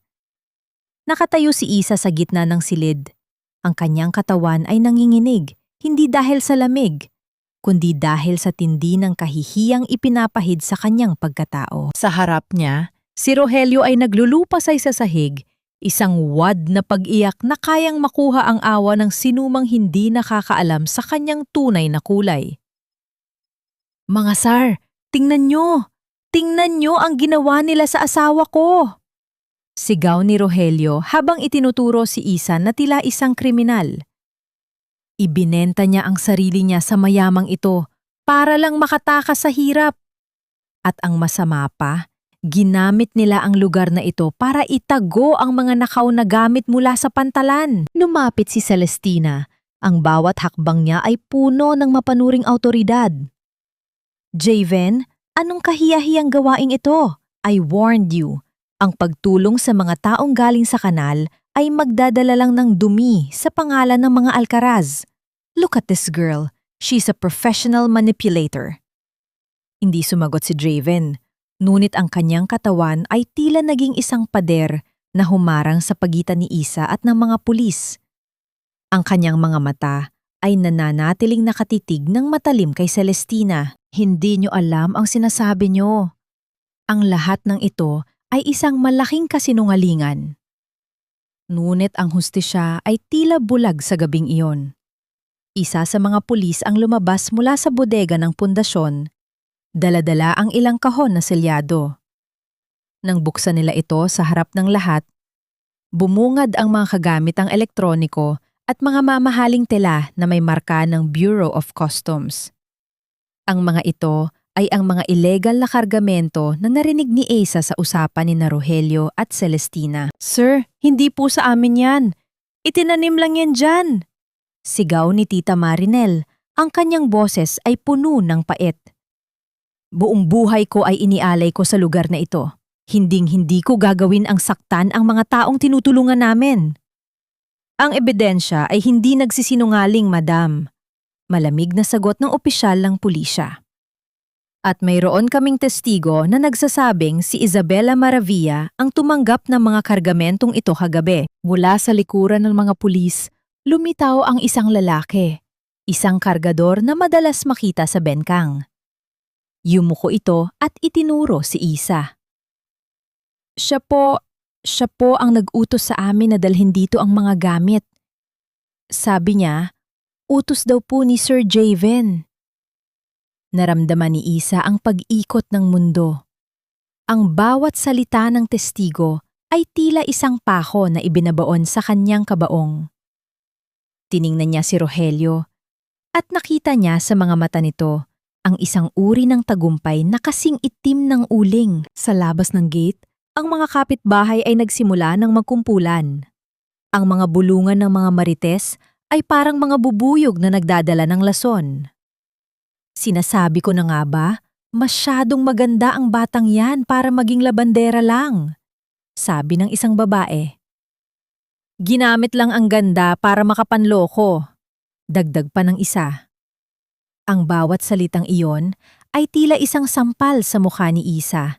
Mas masakit pa sa mga hampas ni Rogelio noon. Draven Alcaraz, kailangan naming isama kayo at si Isabela Maravilla sa presinto para sa karagdagang investigasyon, saad ng pulis habang inilalabas ang mga posas. Ang tunog ng metal na naglalapat ay tila isang hudyat ng katapusan. Ngunit bago pa mailapit ang mga posas kay Isa, hinawakan ni Draven ang kamay ng pulis. Isama niyo ako, pero huwag niyo siyang hahawakan ng marahas. Ang boses ni Draven ay mahinahon, ngunit may dalang banta. Mateo is on his way. At sisiguraduhin kong bawat isa sa inyo na nagbulag-bulagan sa katotohanan ay mananagot. Lumingon si Draven kay Isa.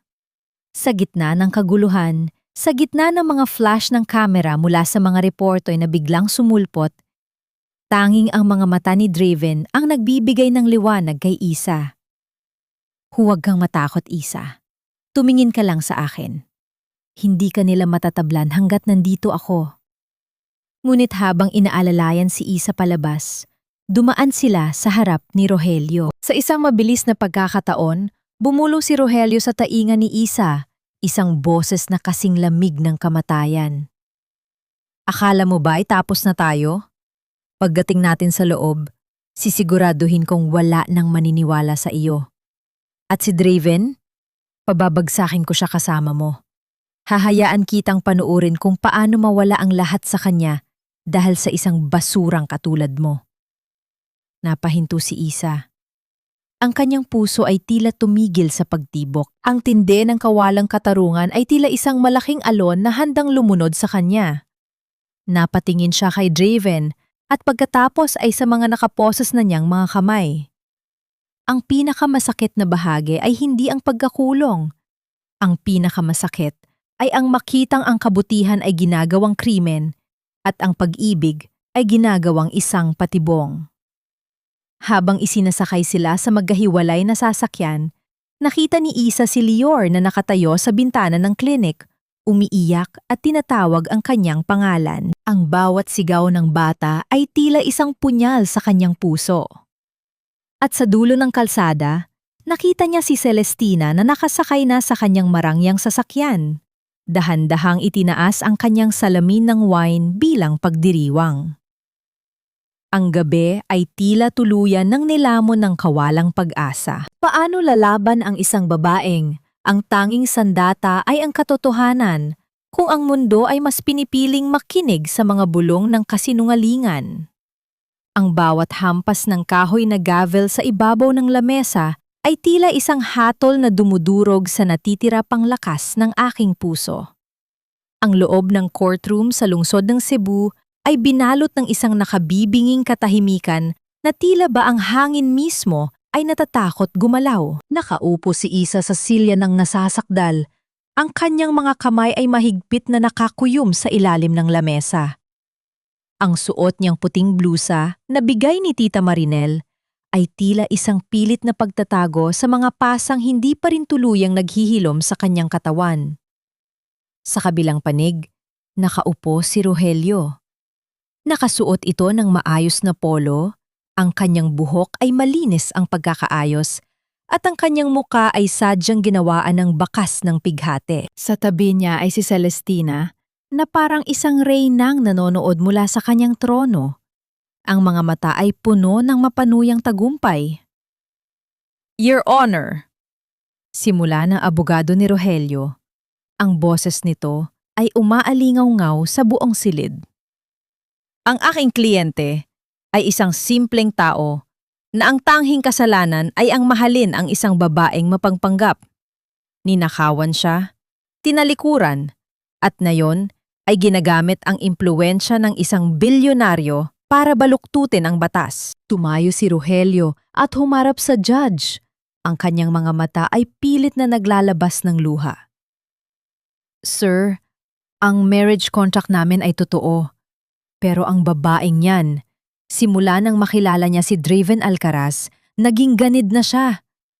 Siya ang may pakana ng lahat ng ilegal na kargamento sa Benkang dahil alam niyang may pera roon. Nararamdaman ni Isa ang dahan-dahang panlalamig ng kanyang mga daliri. Ang bawat salita ni Rogelio ay tila isang matalim na kutsilyo na humihiwa sa kanyang dangal sa harap ng maraming tao. Ang mga bulong-bulungan sa gallery, ang mga mapanghusgang tingin ng publiko, ay tila isang malaking alon na handang lumunod sa kanya.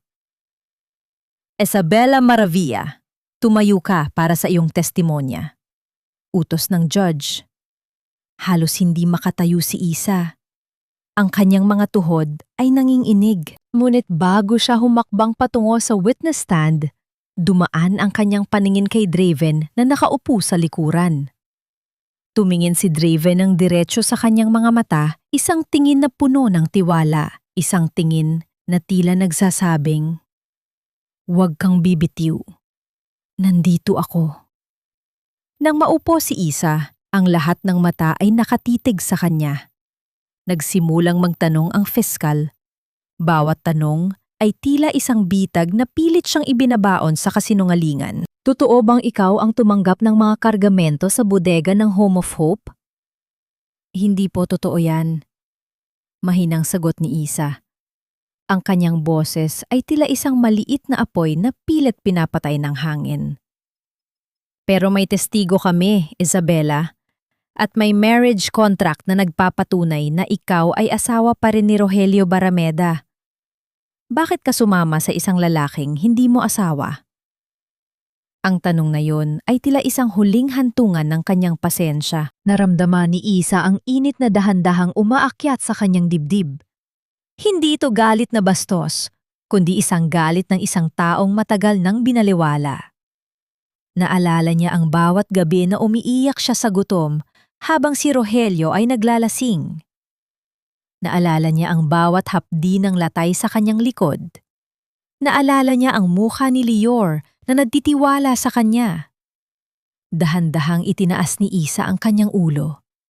Ang kanyang mga mata na dati ay lading nakayuko, ngayon ay nagdiningning sa katotohanan. Your Honor, ang marriage contract na yan ay hindi simbolo ng pagmamahal. Yan ay simbolo ng aking pagkakakulong. Ang boses ni Isa ay naging matatag, tila isang kwerdas ng gitara na hinigpitan.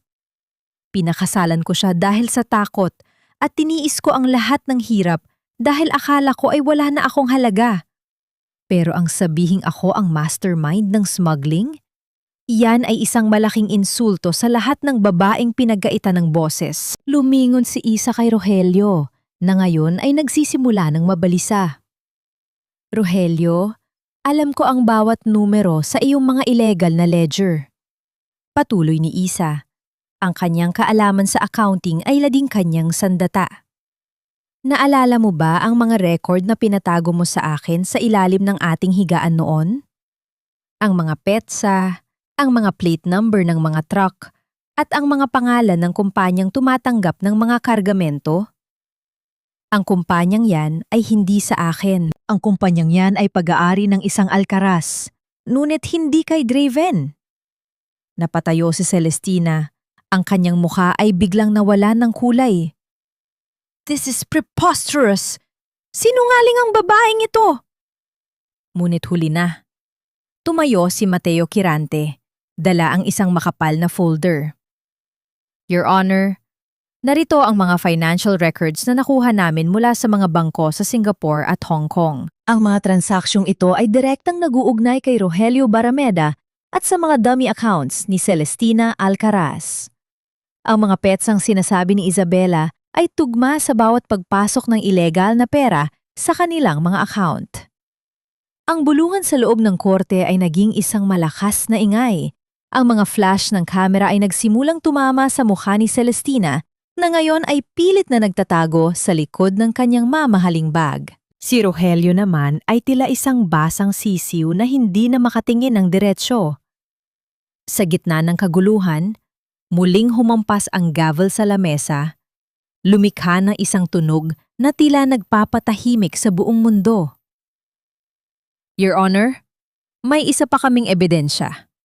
Saad ni Mateo habang inilalabas ang isang maliit na recorder. Isang recording ng pag-uusap sa loob ng Home of Hope noong gabi ng insidente. Nang i-play ang recording, ang boses ni Celestina at Rogelio na nagpaplano ng pagtatanim ng ebidensya ay umalingaw-ngaw sa buong silid. Ang bawat salita ng kanilang pagtatraidor ay narinig ng lahat, pati na ng mga pulis na naroon. Naramdaman ni Isa ang dahan-dahang pagluwag ng tila isang mahigpit na tali sa kanyang leeg. Ang bawat hininga niya ay naging mas magaan. Napatingin siya sa kanyang mga kamay at sa unang pagkakataon, nakita niya ang mga ito na hindi nanginginig. Nakita niya ang mga ito bilang mga kamay na kayang bumuo ng sarili niyang bukas. Ang desisyon ng korteng ito, saad ng judge, ang kanyang boses ay puno ng awtoridad. Dahil sa mga bagong ebidensya, ang lahat ng paratang laban kay Isabela Maravilla at Draven Alcaraz ay pansamantala ibinabasura habang isinasagawa ang pormal na pag-aresto kina Rogelio Barameda at Celestina Alcaraz para sa perjury, smuggling at conspiracy. Nagsimimulang magkagulo ang mga pulis para hulihin ang dalawang traidor. Si Rogelio ay nagpumiglas, sumisigaw ng mga mura, habang si Celestina ay inakay palabas ng may takib sa mukha. Ang kanyang dangal ay tuluyan ng natapakan sa putika ng sarili niyang mga gawa. Sa gitna ng ingay, tanging isang tao lang ang hinahanap ni Isa. Tumayo si Draven at dahan-dahang lumapit sa kanya. Hindi ito lumabag sa anumang batas ng korte. Ngunit ang distansya sa pagitan nila ay tila naglaho. Inabot ni Draven ang kamay ni Isa at mahigpit itong hinawakan. Sabi ko sa'yo, Isa. Bulong ni Draven, ang kanyang boses ay puno ng init na tila tunay na nagpapagaling. Ang katotohanan ang magpapalaya sa atin. Nang lumabas sila ng courtroom, hindi na ulan ang sumalubong sa kanila, kundi ang mainit na sikat ng araw ng Cebu. Ngunit sa dulo ng hagdanan, isang reporter ang humarang sa kanila. May dalang isang tanong na nagpatahimik sa paligid. Miss Isa, ngayong malaya na kayo sa batas, paano naman ang marriage contract niyo? Mananatili pa rin ba kayong nakatali sa lalaking nagtangka sa buhay niyo? Napatigil si Isa. Tumingin siya sa langit. Pagkatapos ay kay Draven. Ang laban ay hindi pa tapos. Ngunit sa unang pagkakataon, hindi na siya natatakot sa susunod na kabanata. Ang kalayaan ay hindi lamang ang pagtanggal ng posas sa kamay, kundi ang pagpunit sa mga papel na pilit na nagnanakaw ng iyong bukas. Sa labas ng korte, ang ingay ng mga reporter at ang kislap ng mga kamera ay tila isang malakas na bagyong sumusubok muling tangain ang kapayapaan ni Isabela. Nakatayo siya sa itaas ng hagdanan. Nararamdaman ang bawat titig ng mga tao. Mga titig na puno ng kuryosidad, awa at paghatol. Ang tanong ng reporter tungkol sa kanyang marriage contract ay tila isang malamig na hanging umihip, nagpapaalala sa kanya na kahit wala na siya sa kulungan, ang anino ni Rogelio ay nakakabit pa rin sa kanyang pangalan. Ngunit bago pa man makasagot si Isa, dahan-dahang humakbang si Mateo Quirante sa harap ng mga microphone. Inayos niya ang kanyang salamin at inilabas ang isang dokumento na may selyo ng National Archives. Ang kasal ni na Isabela Maravilla at Rogelio Barameda ay idinedeklarang void ab initio o walang bisa simulat sa pool.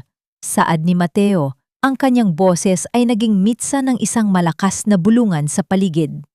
Napatunayan namin sa korte na ang lisensya ng kasal ay peke at ang pirasong papel na ipinagmamayabang ni Rogelio ay nakuha sa pamamagitan ng matinding pananakot at coercion sa pamilya ni Isa sa probinsya. Sa madaling salita, si Isabela ay hinding-hindi naging pag-aari ng sinuman. Naramdaman ni Isa ang dahan-dahang pagguho ng huling pader na humaharang sa kanyang kalayaan. Ang bigat sa kanyang dibdib na tila isang malaking bato ay biglang naglaho, pinalitan ng isang gaan na tila ba kayanan niyang lumipad. Napatingin siya sa kanyang mga kamay. Wala na ang mga rehas, wala na ang mga tali. Siya ay malaya. Tunay na malaya. Habang nagkakagulo ang mga tao sa balitang iyon, himiling ni Draven na makausap si Celestina sa holding room bago ito tuluyang ilipat sa city jail. Pumasok siya sa maliit na silid kung saan ang hangin ay tila nananakal sa tindi ng puot. Nakaupo si Celestina sa isang sulok. Ang kanyang mamahaling damit ay gusot-gusot na at ang kanyang mukha ay tila tumanda ng 10 taon sa loob lamang ng isang araw. Bakit, Celestina? Mahinang tanong ni Draven. Ang kanyang boses ay puno ng pait. Bakit kailangang pati si Isa ay idamay mo? Bakit kailangang sirain ang Home of Hope? Humalahak si Celestina. Isang tuyo at nakakangilabot na tunog na yumanig sa 4 na sulok ng silid. Tumingala siya kay Draven. Ang kanyang mga mata ay nagminingning sa galit. Akala mo ba ay para sa pera lang ang lahat ng ito, Draven? Akala mo ba ay dahil lang sa kumpanya? Singhal ni Celestina habang dahan-dahang tumatayo. Ginawa ko ang lahat ng ito dahil kamukhang-kamukha mo ang nanay mo. Ang nanay mong akala ng lahat ay banal. Pero siya ang naging dahilan kung bakit hindi ako kailanman minahal ng kuya ko, nung tatay mo. Napatigil ang paghinga ni Draven. Ano ang kinalaman ng nanay ko rito? Ang nanay mo ay hindi namatay dahil sa sakit, Draven. Bulong ni Celestina. Ang bawat salita ay tila isang lason na ibinubuga.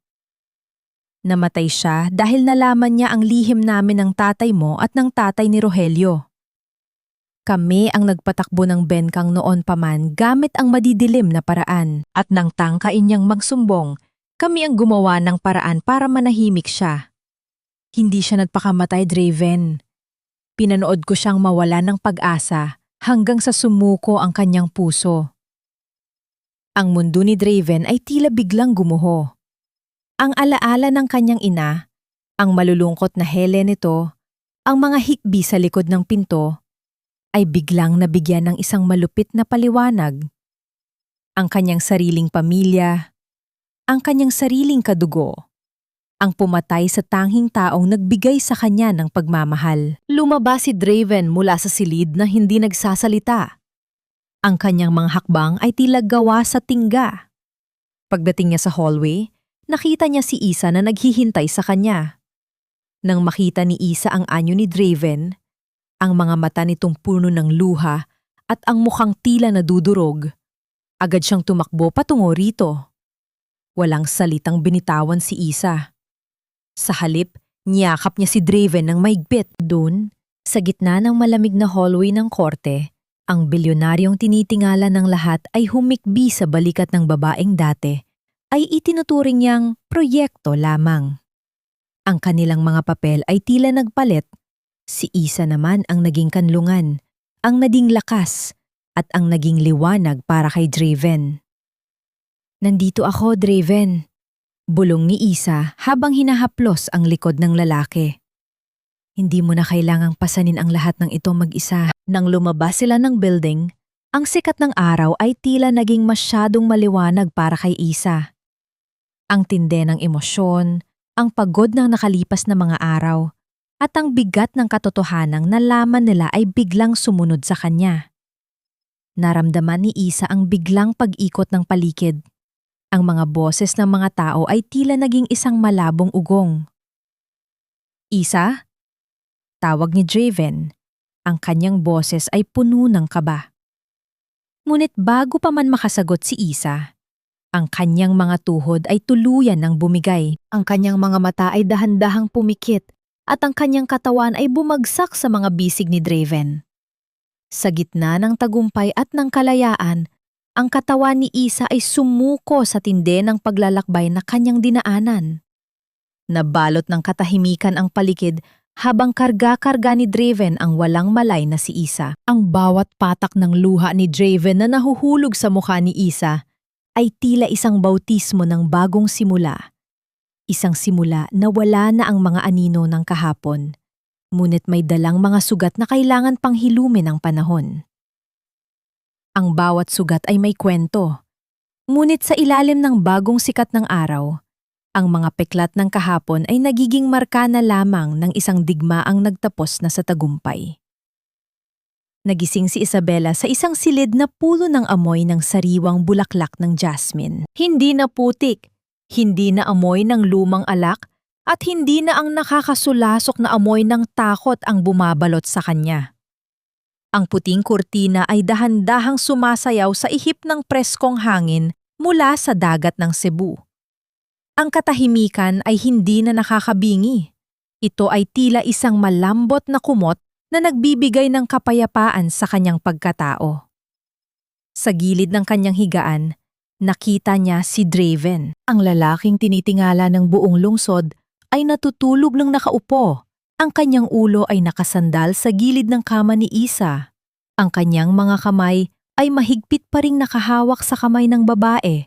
Tila ba, kahit sa panaginip ay natatakot siyang mabitawan ito. Ang mga mata ni Draven ay may malalim na itim sa ilalim, bakas ng mga gabing puyat at ng bigat ng katotohanang kanyang nalaman tungkol sa sariling pamilya. Dahan-dahang gumalaw si Isa. Ang bawat kalamnan niya ay tila pagod, ngunit ang bigat sa kanyang puso ay wala na. Inabot niya ang buhok ni Draven at dahan-dahang hinaplus ito. Sa sandaling iyon, nagmulat ng mata ang lalaki. Ang gulat sa kanyang mga mata ay agad na napalitan ng isang malalim at basang ngiti. Isa, salamat sa Diyos, gising ka na. Bulong ni Draven. Ang kanyang boses ay paos at puno ng emosyon. Inilapit niya ang kamay ni Isa sa kanyang mga labi at iginawad doon ang isang matagal at taimtim na halik. 3 araw kang walang malay. Akala ko ay tuluyan ka nang napagod sa akin. Hindi ako mapapagod sa iyo, Draven. Mahinang sagot ni Isa. Ang kanyang mga mata ay nagniningning sa luha. Narinig ko ang lahat sa korte. Ang tungkol sa nanay mo, Draven, patawad. Patawad dahil kailangan mong malaman ang katotohanan yon dahil sa akin. Umiling si Draven. Dahan-dahan siyang tumayo at naupo sa tabi ni Isa. Hinawakan ang magkabilang pisingi ng babae. Huwag kang humingi ng tawad. Ikaw ang nagbigay sa akin ng lakas para harapin ang dilim ng pamilya ko. Kung hindi dahil sa'yo, baka habang buhay akong nabuhay sa kasinungalingan. Ikaw ang nagligtas sa akin, Isa. Hindi ako ang nagligtas sa'yo. Sa loob ng sumunod na mga linggo, ang paghilom ay hindi na lamang naging isang salita, kundi isang paraan ng pamumuhay. Ang Home of Hope ay muling binuksan, ngunit sa pagkakataong ito ay ipinangalan na sa ina ni Draven, ang Elena Alcaraz Sanctuary. Si Isa, na dating isang biktima, ay naging haligi ng lugar na iyon. Gamit ang kanyang talino sa accounting, siya na ang namamahala sa lahat ng donasyon at pondo para matiyak na bawat sentimo ay napupunta sa mga babaeng nangangailangan ng panibagong simula. Isang hapon, habang nagtuturo si Isa kay Lior at sa iba pang mga bata sa ilalim ng malaking puno ng akasya, dumating si Draven. Nakasuot siya ng simpleng puting t-shirt at maong, malayo sa kanyang karaniwang ayos bilang isang CEO. Bitbit niya ang isang maliit na box ng merienda para sa mga bata. Miss Isa, si Sir Draven po, nandyan na! Sigaw ni Lior. Ang bata ay masiglang tumakbo patungo sa lalaki. Ang kulay sa mukha ni Lior ay bumalik na at ang kislap sa kanyang mga mata ay puno na ng pag-asa. Pinanood ni Isa ang paglalaro ni Draven sa mga bata. Ang bawat tawa ni Draven ay tila isang himig na nagpapagaling sa bawat sugat na natamo nila. Sa pagkakataong ito, ang Hantrin Chuakloy ni Draven ay nakamit na. Hindi na niya sinusubukang iligtas ang anino ng kanyang ina. Sa halip, binubuo na niya ang isang bukas para sa mga taong buhay pa at nangangailangan ng pagmamahal. Nang lumubog na ang araw, naglakad ang dalawa patungo sa dalampasigan ng Cebu. Ang langit ay kulay ube at kahel, sumasalamin sa banayad na hampas ng tubig dagat sa Pampang. Ang tunog ng mga alon ay tila isang mahinang hele, nagpapaalala na ang bagyo ay tuluyan ng lumipas. Huminto si Draven at humarap kay Isa. Kinuha niya ang isang maliit na kwintas mula sa kanyang bulsa, isang pendant na hugis araw. Isa, hindi ko maipapangako na magiging madali ang lahat simula ngayon. Ang mga peklat natin ay mananatili at may mga araw pa ring dadalawin tayo ng lungkot.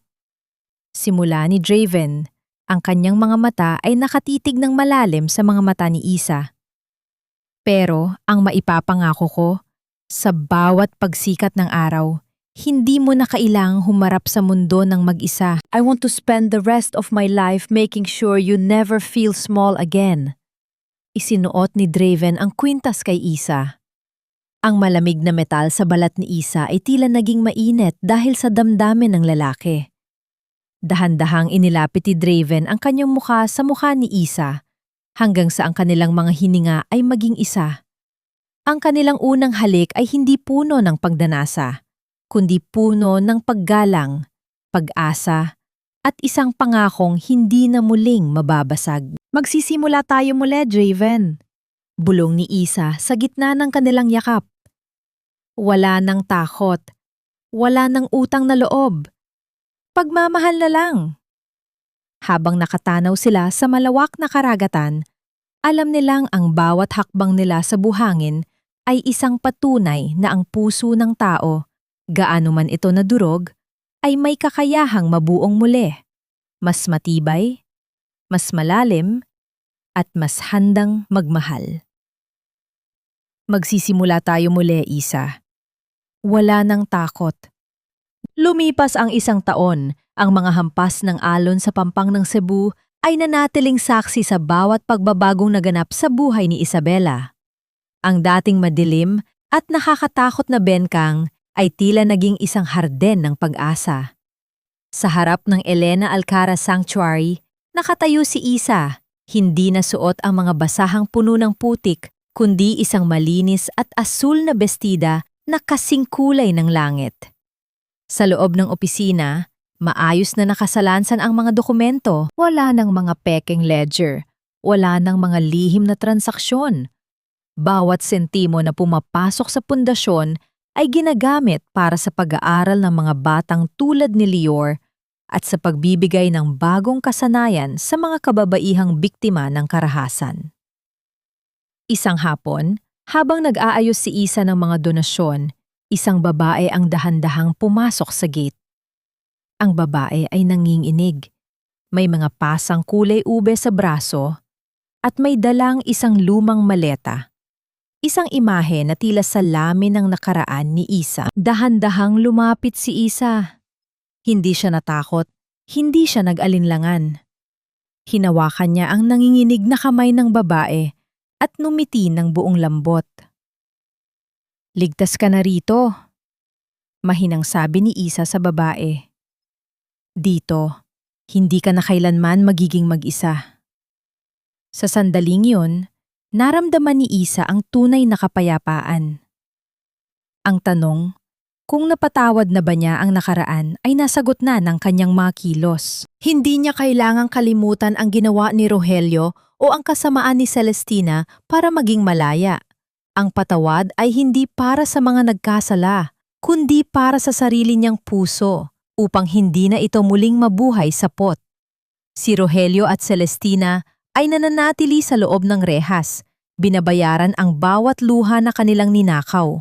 Ngunit para kay Isa, ang kanilang mga pangalan ay hindi na nagdadala ng panginginig, kundi isang paalala lamang kung gaano kalayo na ang kanyang narating. Lumabas si Isa sa dalampasigan kung saan naglalaro sina Draven at Lior. Ang tunog ng tawanan ng bata ay humahalo sa banayad na tunog ng dagat. Nang makita siya ni Draven, tumigil ito sa pantakbo at naglakad patungo sa kanya. Inakbay ni Draven ang kanyang braso sa balikat ni Isa at sabay nilang pinanood ang paglubog ng araw. "Draven, nahanap ko na ang sagot," bulong ni Isa habang nakasandalang ulo sa balikat ng lalaki. Anong sagot, Isa? Tanong ni Draven habang hinahalikan ang tuktok ng kanyang ulo. Na ang pinakamagandang bahagi ng ating kwento ay hindi ang pagtakas sa bagyo, kundi ang pagkatutong sumayaw sa ilalim ng ulan habang hinihintay ang bahaghari. I am finally at peace. No more debts, no more chains. Just us. Ngumiti si Draven at sa kislap ng kanyang mga mata, alam ni Isa na nahanap na rin ng lalaki ang kanyang sariling langit. Ang aral na nais iwan ni Isa sa bawat taong nakikinig sa kanyang kwento ay simple lamang. Huwag hayaang ang iyong mga piklat ang magtakda ng iyong halaga. Ang bawat sugat ay patunay na ikaw ay lumaban at ang bawat patak ng luha ay nagdidilig sa binhi ng iyong muling pagsilang. Sa mundong puno ng Rogelio at Celestina, laging may isang Draven na darating. Ngunit ang pinakamahalagang tagapagligtas na dapat mong mahanap ay ang iyong sarili. Ang huling sinag ng araw ay dahan-dahang naglaho, pinalitan ng libu-libong bituin na nagsisilbing ilaw sa bawat sulok ng Cebu. Si Isabela Maravilla, ang babaeng itinapon ng tadhana, ay isa na ngayong bituin na nagbibigay ng liwanag sa iba pang nawawala sa dilim. At doon nagtatapos ang himig ng kanilang pag-ibig. Isang awit na nagsimula sa isang malupit na gabi, ngunit nagwakas sa isang walang hanggang umaga.